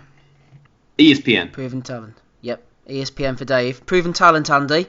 Apparently, according to Ian in the chat, Prince Patel won by KO, hashtag and the new. So proven Shock talent, horror. Prince Patel rolls on. Yep, there you go. Knockout win, I take it. Yeah, it was a knockout win. He hasn't given us the round, but he's got the African Boxing Union Championship, so it's onwards and upwards for Prince Patel. He ain't going to listen to haters like us, Andy. He's going to keep living his dreams, according to Twitter. Who did they fight in Saudi Arabia again? I think we need to get a rematch there. Michel Banquez. Whoever that was. For the IBO. Right. Yeah, definitely need to get a rematch here, mate. No, fair play to Prince Patel, that make himself relevant again. I think it's about time that IFL put aside the beef with him and give him his just dessert and interview him, because the guy is clearly going to be a legend, and he's going to obviously ice Roman Gonzalez, end his career once and for all once he gets into the ring again. Gonzalez is ducking Prince Patel. That's what was all saying to it. Over in Australia next Saturday, we won't linger on this one. Jeff Horn moves up to middleweight. Not really sure what Horn's doing with his career. He seems to, obviously after he's lost to Crawford, he had the good win over Pacquiao before that. Lost a little bit of momentum going in against the original paint stripper Michael Zarafa for the WBA Oceania middleweight title. So he's obviously chasing down a WBA opportunity. You can see him getting a world title shot at middleweight, maybe, Jeff Horn. I think he's a decent fighter. Hopefully they do something reasonable with him. Also next Saturday evening, Rob over in Minnesota, Erislandy Lara, vacant WBA super welterweight title against Ramon Alvarez. I'm not really too fussed about this one. Don't think Alvarez is great. I think at this stage of Lara's career that he should be fighting better opposition. I wanted to see him rematch with Brian Castano. I might be overstating this, but in April I thought Lara against Castano was a really fun, engaging contest, and I wanted to see them fight again, but he's got Alvarez now. Well, that's what you're going to get with Larry. You're either going to get a stinker or you're going to get a cracker. It's as simple as that. And more often than not, if you don't like that style, you're going to get a stinker. I like watching Larry. Like, I think he's been brilliant over the years. Ducked nobody. Wanted to fight everybody. Came up short a couple of times. I kind of, on the night, I thought he nicked it against Canelo. I thought he won it by a round on the night when I was scoring it live. My dad had Canelo, but yeah, at this stage it's just kind of paydays he's picking up at this stage, isn't it? Like, but still, you give anyone at 154 a fight if they're looking for it on the right night. Like, he's an extremely talented guy, gifted. He is, if you're looking in and around the super welterweight division, the likes of Tony Harrison there, Julian Williams, who beat Hurd, who had already beaten Lara by the narrowest of margins, Jaime Munguia, he's over the other side of the street, quite immature, still learning the trade. I wouldn't like to see him in against a Lara, but I think at his advanced age, and given his skill set, Lara really needs to be in the big fights now, not messing about with this type of thing. But, in Al Heyman we trust. Hopefully they'll get the Castano rematch on very soon. Let's move on to the big one for next week then, everybody. Saturday the 31st of August in the O2 Arena, London. The undercard's actually pretty decent for Vasyl Lomachenko against Luke Campbell. Not the worst fare that Eddie's ever put up. Andy, let's have a look at the undercard first of all with you then, shall we? A friend of the pod, Conor Coghill, who was on last week, is on it. Savannah Marshall as well. Joe Cordina, British lightweight title against undefeated Gavin Gwynn. Ryan Ford should get blasted out by Boatsi. Hughie Fury against Povetkin could be interesting. Charlie Edwards defending against Aguilar. Maybe the undercard isn't as good as I thought, Andy. It's pretty awful, mate, to be honest. I mean, let's be real here. I mean, Joe Cordina, Gavin Gwynn might be decent. I've not seen Gwynn. I think he's fought exclusively in Wales and stuff, so it might be a step up in class too much for him. Ryan Ford. He's not being bought in to win, is he, Gwynn? Let's be honest. He's not being bought to win now. No, he's not. Ryan Ford for Boatsi. I'm not going to get into it again. Everybody knows my position on Boatsi, but he needs better than this. He needs far, far better than this. Ryan Ford I think he's an MMA fighter mainly rather than a boxer, and that he's definitely up in age. And to be honest, people like Chudinov and Avni Yildirim are beating you and stuff like that. I think that tells you your kind of limits and stuff. Boatsi should, and I'm expecting them to come out here and blast them out early. He might want to take in some rounds and stuff. I don't know.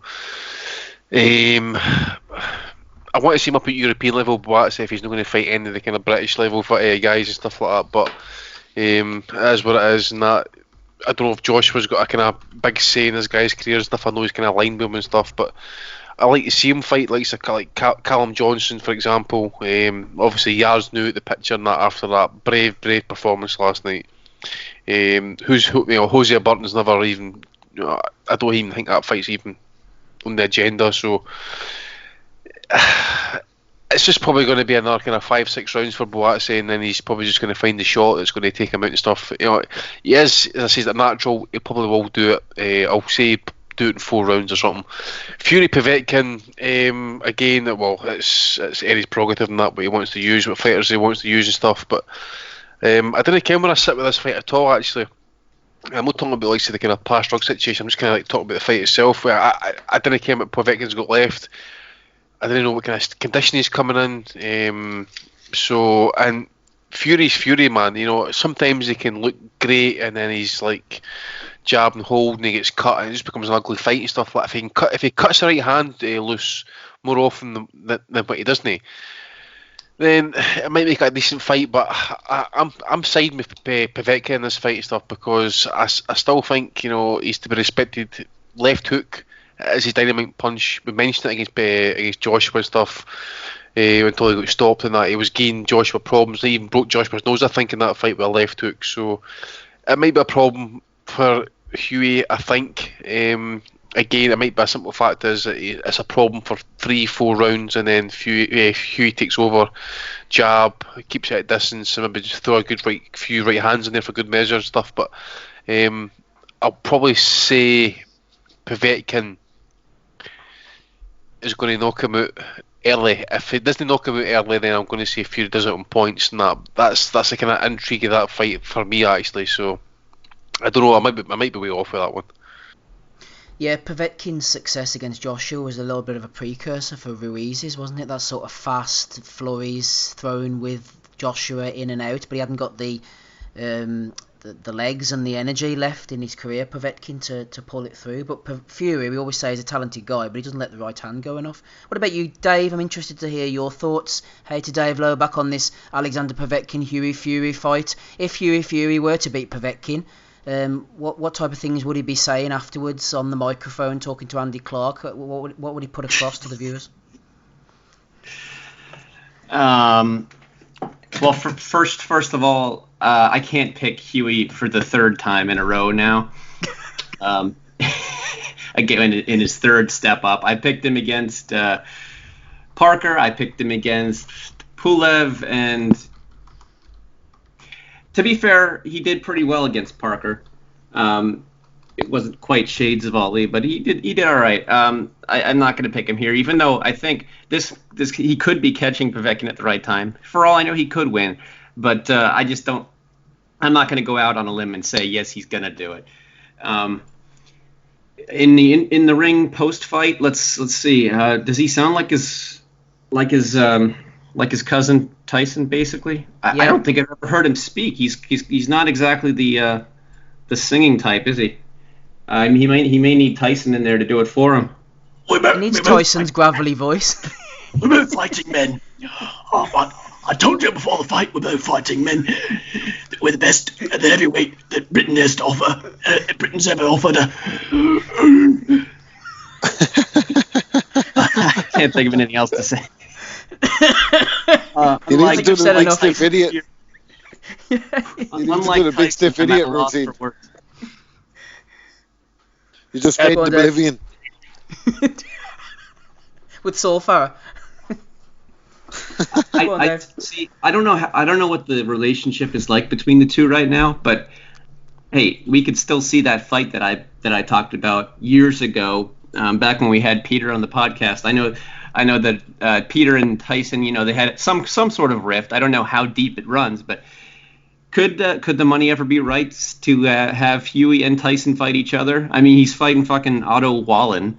If Huey beats Povetkin, I mean, that would certainly be a more respectable opponent than Otto Wallen. Plus, it has the whole angle of, cousins, family fighting.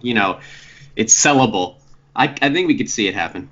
I don't necessarily want to see it happen. I'd much rather see him just fight Wilder and then fight Andy Ruiz after he smashes Joshua again. But I think we could see the cousin versus cousin. It'd be better if they were brothers. That would really sell. Yeah, it would. Cousin versus cousin. Cousin on cousin, says Dave. Don't think that's going to happen, but you never know. Lomachenko against Campbell, then.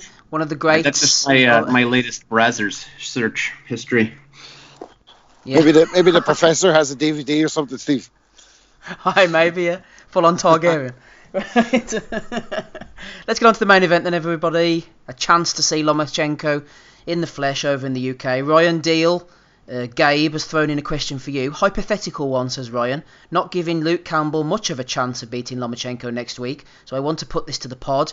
Who do you think will be the next fighter to beat Lomachenko? For me, I can't see anyone below welter beating him, but a fighter who can be on the front foot for 12 rounds without getting deterred will be hard to come by.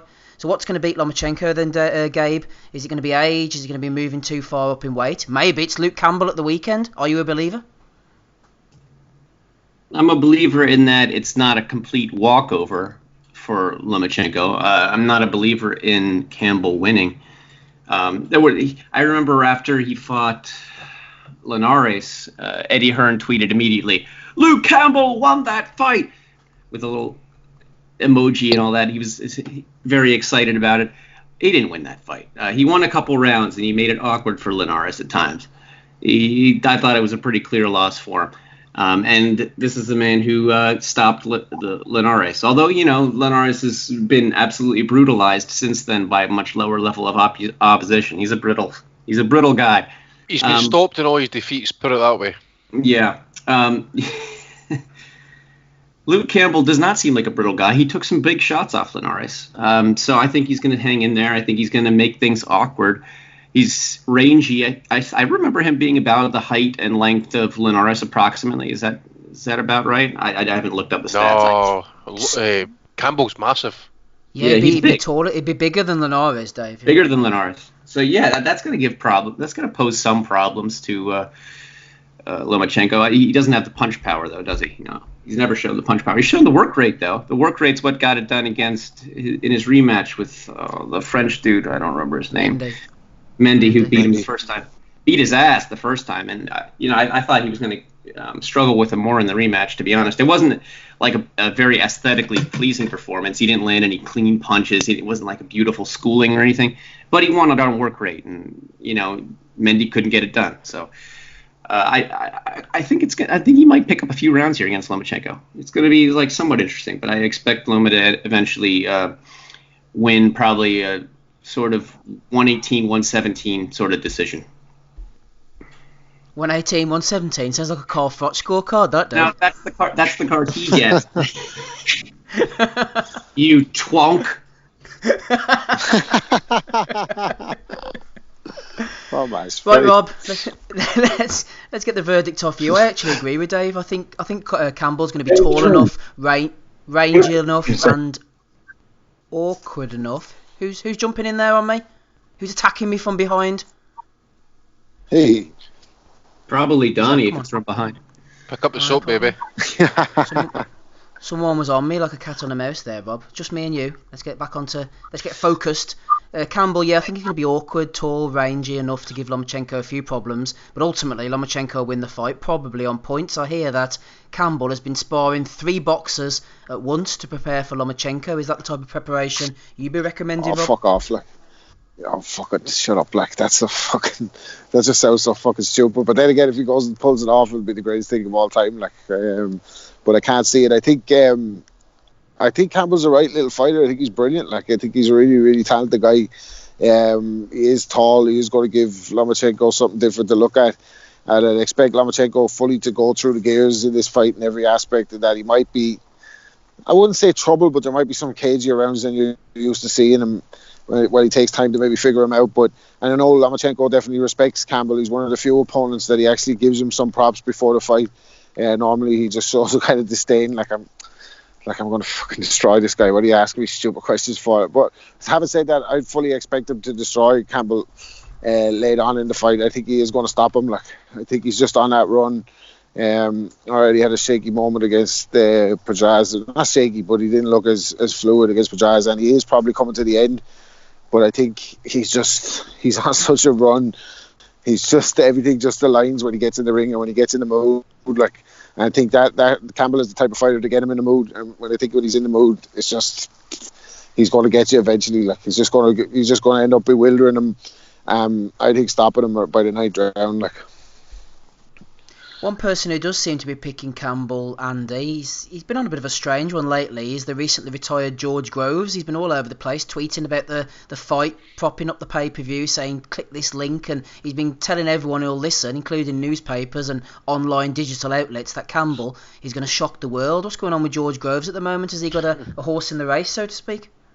Nah, I don't know. I mean, I dare say he's seen something in Campbell and that. I mean, Campbell's a decent fighter, but we're talking about like a generational fighter here, and Lomachenko. I mean, I think he'll have problems, Lomachenko. I think he'll have problems with the reach and that, but I still think his foot movement and his angle work and that is just going to be far too much for Lomachenko. I know people kind of always lay reference to the how far he pushed Linares and stuff like that, but as I just said to Dave, that there, look at all his defeats. They're all stoppages. I think that just kind of says it all. Actually, in my opinion, Linares, I'm not diminishing him. He's a good fighter, but it had, to me, he beat Campbell. He was pushed close for it and stuff like that. But I did think Linares definitely won it. I don't think Campbell is as fluid and as languid as Lomachenko is. Especially in his movement, he's very kind of straight. Not saying that he'll not dig in actually, but as I say, I don't think it'll be as one-sided, but I think it could in the end start kind of, as Lomachenko maybe kind of starts working them out, seeing what angle works for him and stuff like that, and can might tagging start that lean body. tagging just because there's a lot to target there. Actually, he will find angles, he will find openings. I mean, you hear like say people who spar with him and stuff like that. He doesn't take it heavy on them, because what he'll do is he'll maybe manoeuvre you, and he'll go to throw a shot, but he'll pull the shot, and he'll look at you and says, "I had you there." So if he does that in sparring, what's he like in the ring when he finds an opening? He's going to tag it, he's going to punish it, he's going to fuck you up. That's just a little bit Lomachenko does. I get what Rob's saying about the Pedraza fight. It's put it this way: that's a guy coming off surgery, and his next fight he's into unification, and we're all like, well, he didn't look $1 million. That is the pedestal that everybody puts this guy on. So if he doesn't stop him or look fantastic doing, or winning on points and stuff like that, people's going to say that it's a poor performance by Lomachenko, or he's on the slide and stuff. But remember round 11 in that fight, he nearly killed him. Yeah. But really, it's like, what the fuck do you do with him?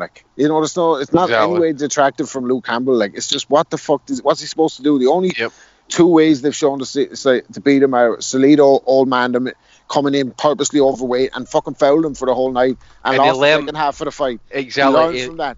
Yep. He adjusted to the pro game. That was only his second pro fight. Look what the fighter he's after becoming. He's just doing things that we've never seen before.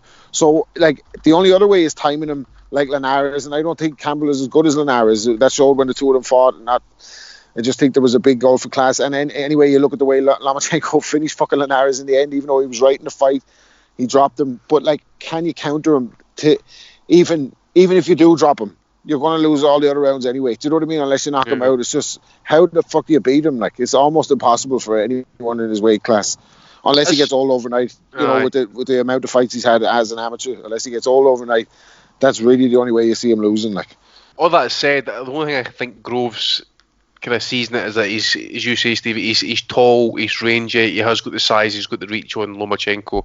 If Loma can't get into distance, say Campbell employs a really good jab that kind of really offsets what Lomachenko's trying to do and stuff, it might be a different matter for a few rounds and stuff like that. But I just think mentally, physically, metaphysically, everything that guy does in that, he's just somewhere or another, he'll get the job done, and whether he struggles a first couple of rounds and stuff, as I say, the greats always had a struggle, at least in one fight, so, but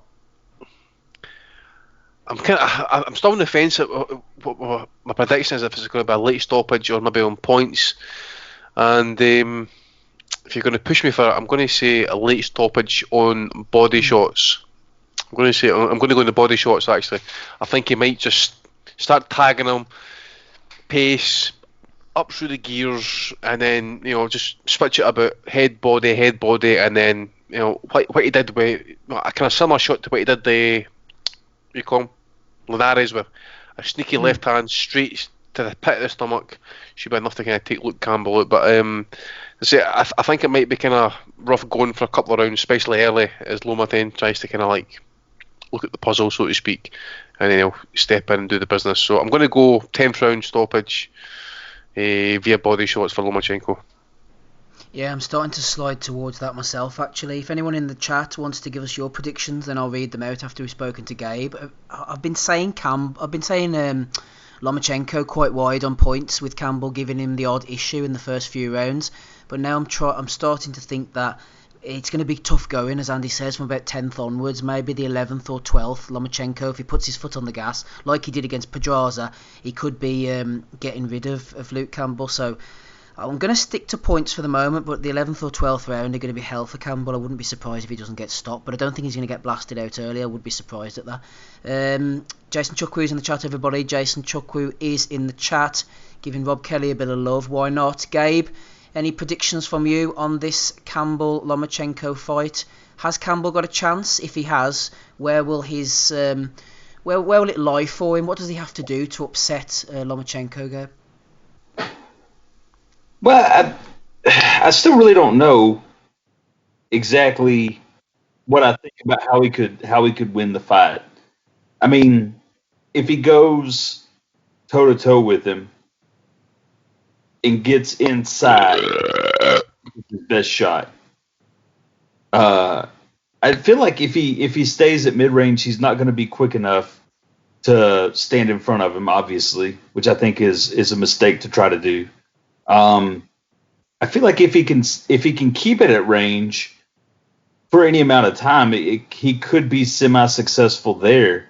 But the hardest part about keeping him at range is Lomachenko's footwork is tremendous. So you're going to have to really be onto something and to really be accurate with your jab, and not do this lazy pawn out there reaching out just trying to keep him at arm's length. You're gonna have to shoot that jab out quickly, and you're gonna have to move off axis. What I mean is the old adage, don't pull straight back. So I really feel like going inside maybe honestly his best bet. If he can go inside and rough up Lomachenko a little bit inside and score some points there.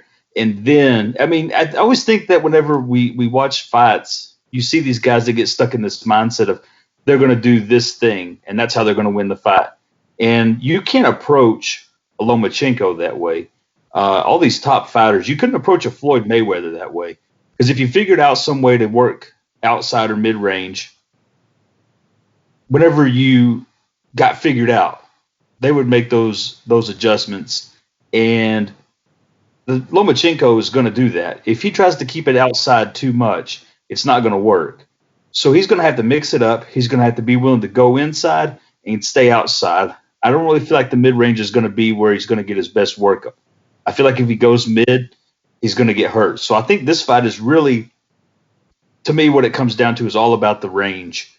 Who can control the range the best? And the guy that does will come out on top. And to me, I think that you have to assume that Lomachenko is going to be the guy who's going to control it in a more compelling way over the course of the fight. I don't see a whole lot of ways that Luke Campbell's going to really make it super competitive, because I just think he's going to get pushed in a way that he hasn't been before, and I don't think he's going to be able to keep up. So I'm going with the wide points for Lomachenko on this one. I don't see Luke Campbell being able to keep pace and to do all the things he needs to do and to change up his game plan frequently enough to keep Lomachenko off balance. And I think that's what has to happen for someone to convincingly do it. Linares had great success, but it was because of his size.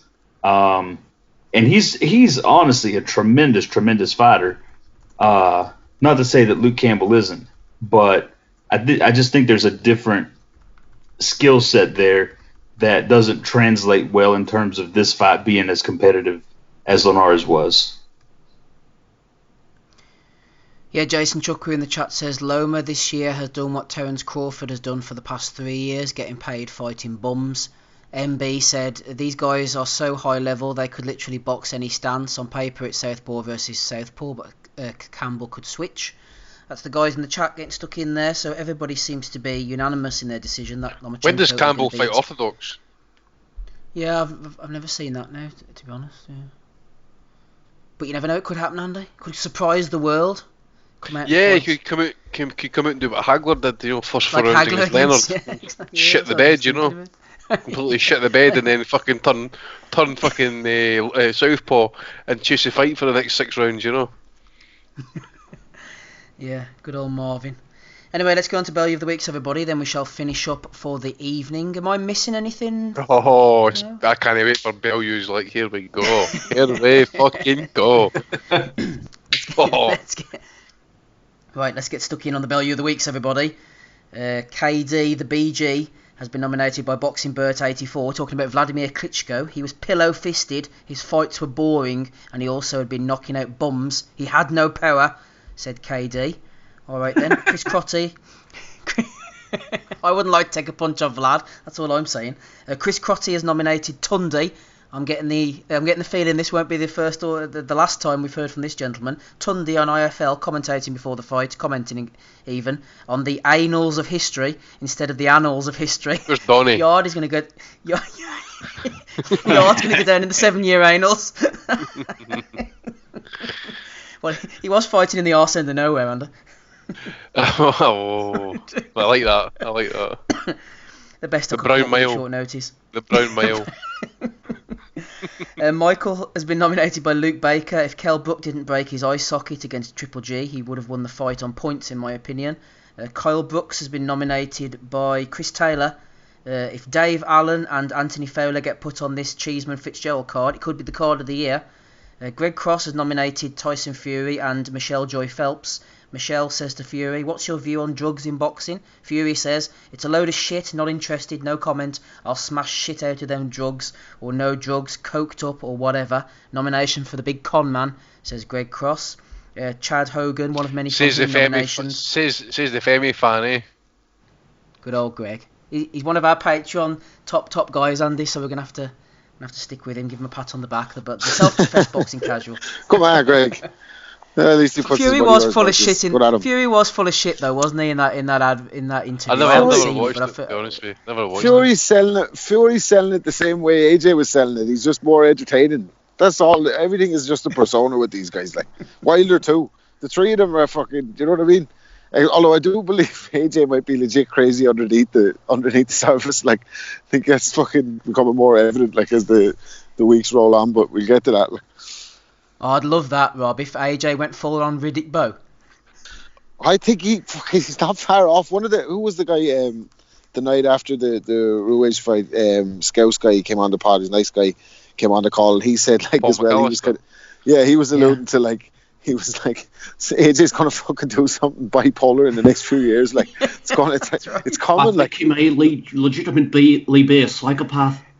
That's right. I forgot about that. Yeah, no, I think when he said it, like something fucking dawned on me. I was like, I'm looking at all these quotes different. I'm like, this guy's on the fucking edge, man. This is Charles Manson shit. Like, from Charles Martin to Charles Manson, it's the natural progression, I suppose. Manson probably would have put up a better fight, in fairness.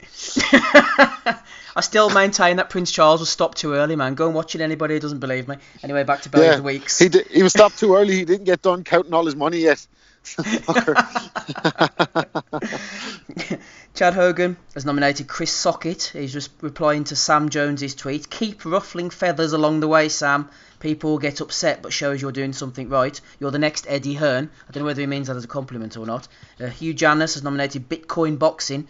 Tundi was saying that Kovalev was scared during the weigh-in. Tundi could see that fear and realisation printed all over his face. Kovalev done a terrible job at hiding it, said Bitcoin Boxing.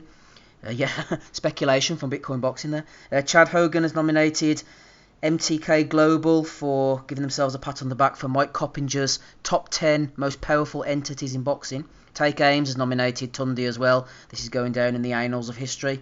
Richard Birch has nominated Nicky Wass for requesting the Scouse Mayweather on the bill. Get him on the bill, Edward. He's talking about Anthony Fowler on that Liverpool card. Scouse Mayweather. Fucking hell. Scouse He's talking Mayweather. about current Floyd Senior.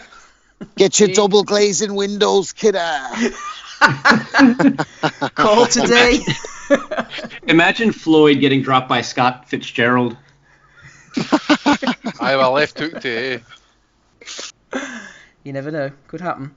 Coach has been nominated by Big Bert for saying that there aren't many in British boxing with more integrity than Tony Bellew.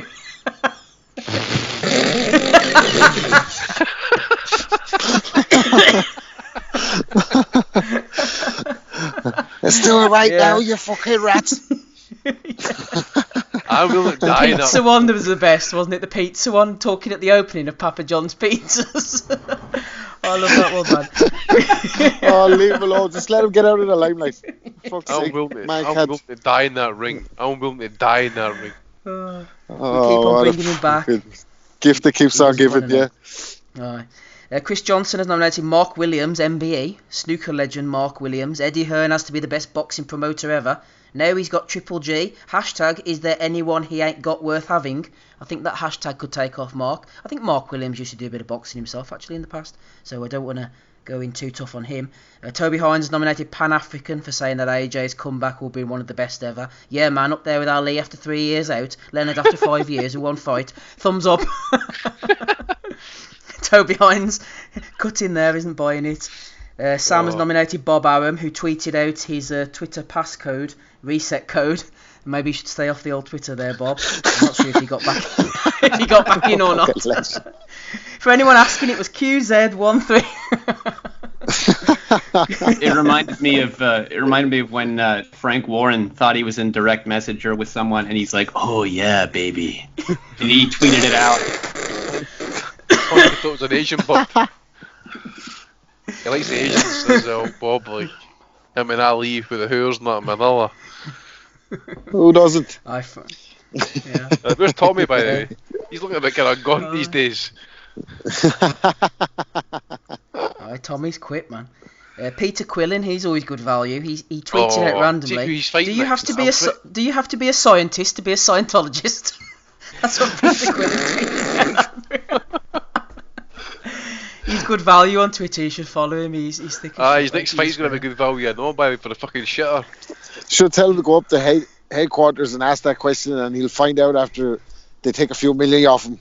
And maybe he could be a Scientologist as well. Big Petey. Have you never been approached by the Scientologist, Rob? Go over to the rapping Illuminati? No, well, as far as I'm concerned, the jury's out on science.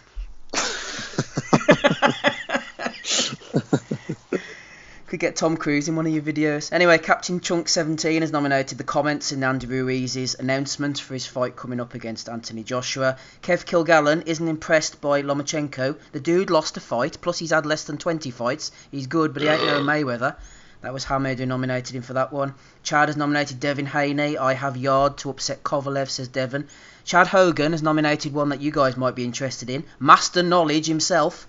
Okay, yes. I repeat, I'm loved in the community. Your neighbours, he's talking to Official Walks here, by the way. Your neighbours don't even know who you are, so spare me this nonsense. See this guy, right? Andy, I said I wasn't going to do this, but you see this fucking Spencer Fearon. He is pissing me right off. This is the absolute master of the straw man argument. I mean, whenever they're asking him about B samples and about Dillian White, he starts going on about Dillian White comes from the ends. He comes from nothing.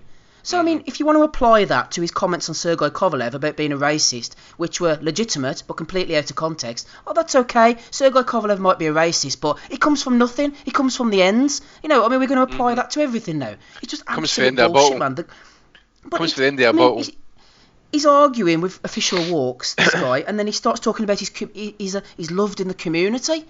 What the fuck has that got to do with anything? It has absolutely nothing to do with it. Exactly. Under his criteria, Anthony Yard's performance on Saturday night, under Spencer's own criteria, was shit, because he said beforehand that he was going to smash an old drunkard.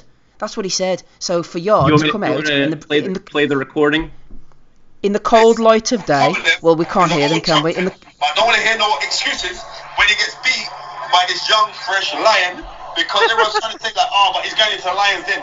Obviously he is, but it's lions in the camp. Gonna grab this thing with 2 hands. Lions in the camp, baby. And he's gonna shock you lot of the world. He's not gonna shock me. He bought on that bullshit big style, didn't he? See Spencer Fearon, right? Spencer Fearon is the sort of guy who masturbates wearing a blindfold, then claims it wasn't him and believes himself, right? That is the fucking type of guy we're talking about, by the way, right? He makes up shit, he puts out lies, he tries to muddy the water. The guy is a complete and utter racist, cock-end fucking cunt muscle, and I hope he dies. I really do. He's a fucking prick. A fucking prick racist, by the way, because look his predictions. We'll just go back to the comment about Dillian White, for example. He came for the ends. You see how he fucking mentioned it, right? Rivas failed the test. I mean, he jumped right onto that. He came for Jamaica with absolutely nothing. Well, so fucking what? What did Oscar Rivas come for? Rivas is for fucking Colombia. Colombia, for fuck's sake, man. The people who come out of Colombia and actually make something to themselves are actually fucking people who are mentally fucking tough. Fucking, fair play to White, but what the fuck's that going to do with anything that he failed the drugs test because he came for Jamaica? Fucking Rivas came for Colombia with fucking, I think he gave himself a spoon in his fucking mouth. I think he got everything for fucking free. Yeah, fucking tosser. No, I say so, Steve, I hope he fucking walks in front of a car one day actually and he ends up in the fucking boot. He's an absolute fucking prick. Absolute fucking prick. Apart from that, he's alright though, isn't he? That started out as a Steve rant and it became an Andy rant. Well, mine wasn't going to quite end there, to be honest, but Jeez. there you go. No, but I agree with suppose Steve's point about every time you see this guy get challenged, like every time you see him get challenged, he just starts talking about something else, and if you don't understand him, then you're not vibrating on the same vibration that he's on. You know what I mean? So, he's just the fucking... I think he's... Look, you know what? I think he's actually a joke at this stage. I don't even listen. When I hear him give his opinion, I'm just like, all right, man, cool. We'll see how it plays out. Like, I like... if you can't see... If you're being honest as just an impartial person and you watched that fight last night, like most of the Americans, they saw the guy win one round and that was it. And they saw him do everything wrong. And they saw him blow an opportunity that was there for him if he had been better prepared. And that's the long and short of it. So he can fucking say what he wants, but that's what happened in the fight. So Steve, did you get to live with that one? Did you get the tweet, the one about Buddy McGutt and Ajayi that he mentioned to Walks? The question isn't who. Yeah. The question isn't who the better trainer, right? The question is who is the better trainer, has a better relationship with their fighter, and that is Tunde Ajayi by a country mile. In fact, Buddy McGutt hates Khrushchev Kovalev and is poisoning his water because of the monkey comments. An absolute fucking banger. He's got to be trolling with that. Like he's got to be wanting to wind up there. Like has to be like. I'm actually a Buddy McGirt fan as a coach and as a fighter. Like Buddy McGirt. I think he's actually very. And I would actually probably say along the lines of maybe not as crude as what Spencer's saying. I do believe he's trolling there, but yeah, I'll say probably Buddy McGirt. I tell you what, can't stand Kovalev, to be honest. I tell you what you didn't see though, Buddy McGirt going on IFL afterwards and saying this was we did this tonight. It was me and Sergei's journey together. We did this. We put himself in the fucking front of the camera. He just said good luck to the other side and he was out. Like, you know what I mean? So there's a big difference there. Like where the losing trainer is on the thing, giving an Oscar winning performance for 15 minutes after his fighter's gone to the hospital. And he earned his money as well. Like in the after the 8th round, he gave it to Kovalev straight. You know, he doesn't want another Dadashev. It's a few weeks after Dadashev, and he ended up stopping the fight just a little bit too late. And you don't blame him for it. You couldn't predict that really. He was the one who pulled his man out when he should have. But Kovalev knew he was serious because he's not fucking around, and I think that gave him the rocket up his ass he needed to come back in the 9th and beat the shit out of Yard. And I think that's what you should be aspiring. It's an all-round value of the week, so it's more lighthearted. But that's what you should be aspiring to be. Not telling everybody that they should be aspiring to be like you when you're set up the fucking wrong way. You should be aspiring to be like Buddy McGirt, not the fucking other way around. Like, oh my god. Anyway.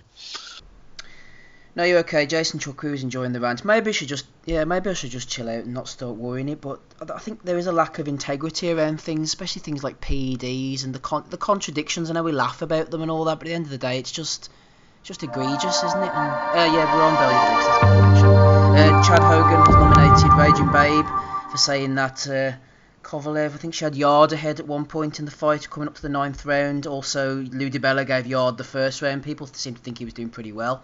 Not the type of fight that I saw. Vincent Saunders has been nominated as well by Gavin Stevens.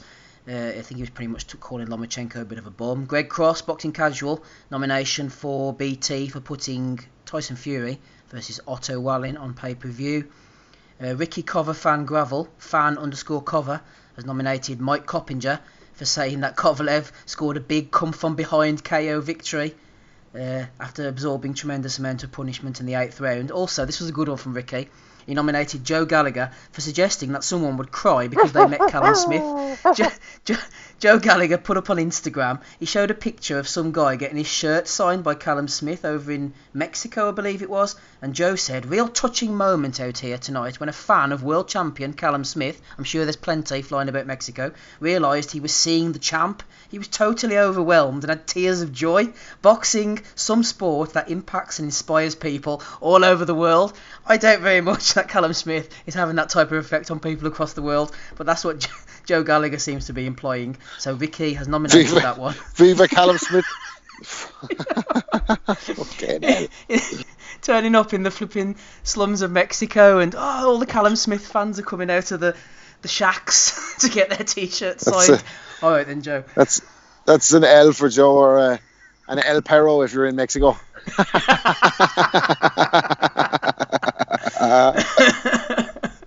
Good one from Robbie's on form tonight. Chris Mason has nominated Jack. We're getting towards the end of them now. Anthony Yard, could step up to heavyweight now and beat Lenroy Thomas and Price. In fact, that is all the ones I've got. So some strong front runners then, guys. Particularly the Chuckle Brothers, Old Tunde and Spencer Fearon. No, not really any for Eddie this week. The limelight's been taken off him, I suppose, with this BT Sport one. Dave, any nominations from you? No one else. Just Spencer. Good old Spencer. Though I'm not going to say I hope he dies. No. I think the whole master knowledge thing, I think that's a troll. I've seen him take the piss out of himself a few times for that, like getting things wrong. The problem is... You said you hope Povetkin gets brain damage, you prick. Well, yeah, that's different. That's no fucking different. Spencer Fearon is something that adds to society's illnesses, by the way. He's a fucking disease. We need Sylvester Stallone back as the Cobra to fucking deal with this disease, by the way. I mean, seriously, who wants to fucking... I don't hope he dies. We need him around, you know. He makes for good banter. The problem is... No, we don't need him around. We need him fucking lined up against a one shot. When he trolls, or when he gets trolled, he can't take it back. You know, he's happy to do it himself. He's happy to speak all the shit in the world. But as we saw with that meltdown, like, I'm well loved in my community. Trust me. You know, and his whole meltdown yesterday since Yard, he's like saying it was actually a victory with how well he performed. You know, it obviously is. He can't Porky take. Better watch his back, by the way. Porky better watch his back, apparently. Oh, Porky and Spencer have some beef, right? Yeah. So sorry. Jason Chuckwit. Yeah, go on. Go ahead, Steve. To answer your question, I have no nominations. No, that's fine. Jason Chuckwit was saying that I forgot to mention Ben Davidson saying Yard is a better boxer than Kovalev, but I think we covered that one last week, Jason. Yeah, that was last week, yeah. That was the last one. Belly of the Week for Yard's dancing as well, says MB. So, any from you, Gabe? Are you respected in your local community, Gabe? Are you the type of guy that people knock on the door for a helping hand? Helping hand. I hope my hand into your purse end. Don't worry about it. Is Gabe even still with us? Has he gone? Yeah, he's been back patrolling the perimeter, mate. Building the wall. I think Gabe's gone. He's got the carbine rock and roll ready to fucking go. Cart lock, ready to rock, bitch. Rob, any nominations from you?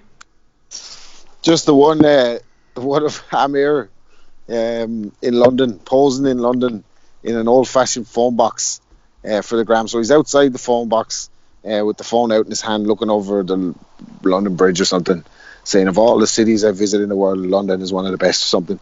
And I was wondering, what the fuck is Amir Khan doing in a phone box? But then I thought maybe the wife was out telling him, Yeah, no smartphones for you because you can put Skype on it. Fucking ring me from the phone box, dickhead. So You probably just went what for a fish though, eh? Yeah. That's really what he done. He's Probably ringing one of those. Business. He's probably ringing one of those old sex lines you used to get in the exchange and Mart. So he's ringing the wife to say happy 27th day or 8th or 9th, but whatever the fuck your birthday is.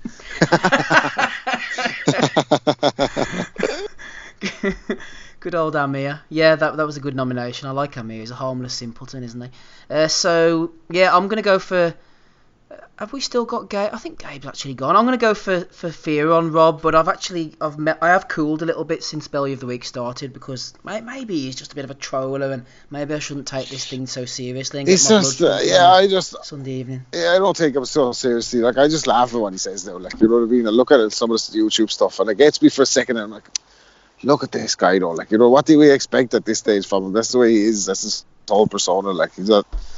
It's just there's guys like that all over. Like what. Yeah, so in terms of value of the week, I don't know, man. It's a strong week. Tunde has to get it for me, like just for his whole, just everything that he said in the build-up. Like it just really like not showing the humility that you should be showing after a performance like that. Like his fighter got hurt in the last 2 rounds, as Andy said at the start of the show. I wouldn't be that inclined to be in the limelight after something like that. Like I think you have to. Like when you hear a fighter like Ward, as good as Ward, saying that yeah, it could do good if you make some adjustments, it should be taken from that and letting the kid be as good as he could be, like instead of bullshitting him with this fucking shtick. Like that's all I could say about it. Andy, who are you going for? Spencer X, without Spencer question. X for Andy. Without question. Spencer X for you, Dave. Tunde's put in a strong shift, hasn't he? He really has, Tunde, but there were no take-home one-liners from him, really. Although at the beginning of his post-fight interview on IFL, he says, he dared to be great. No, we dared to be great. Like, just summing up the entire problem right there. But yeah, I'm going to give it to Spencer. His meltdown was hilarious. And this is why we need him around, you know? He makes for good banter. So thanks, Spence. Yeah, you win. Yeah. I think Dave's probably right. Sending out good vibrations and across the universe, Spencer. Congratulations. You might not have won the fight over the weekend, but you've won the value of the week. You are the esteemed winner.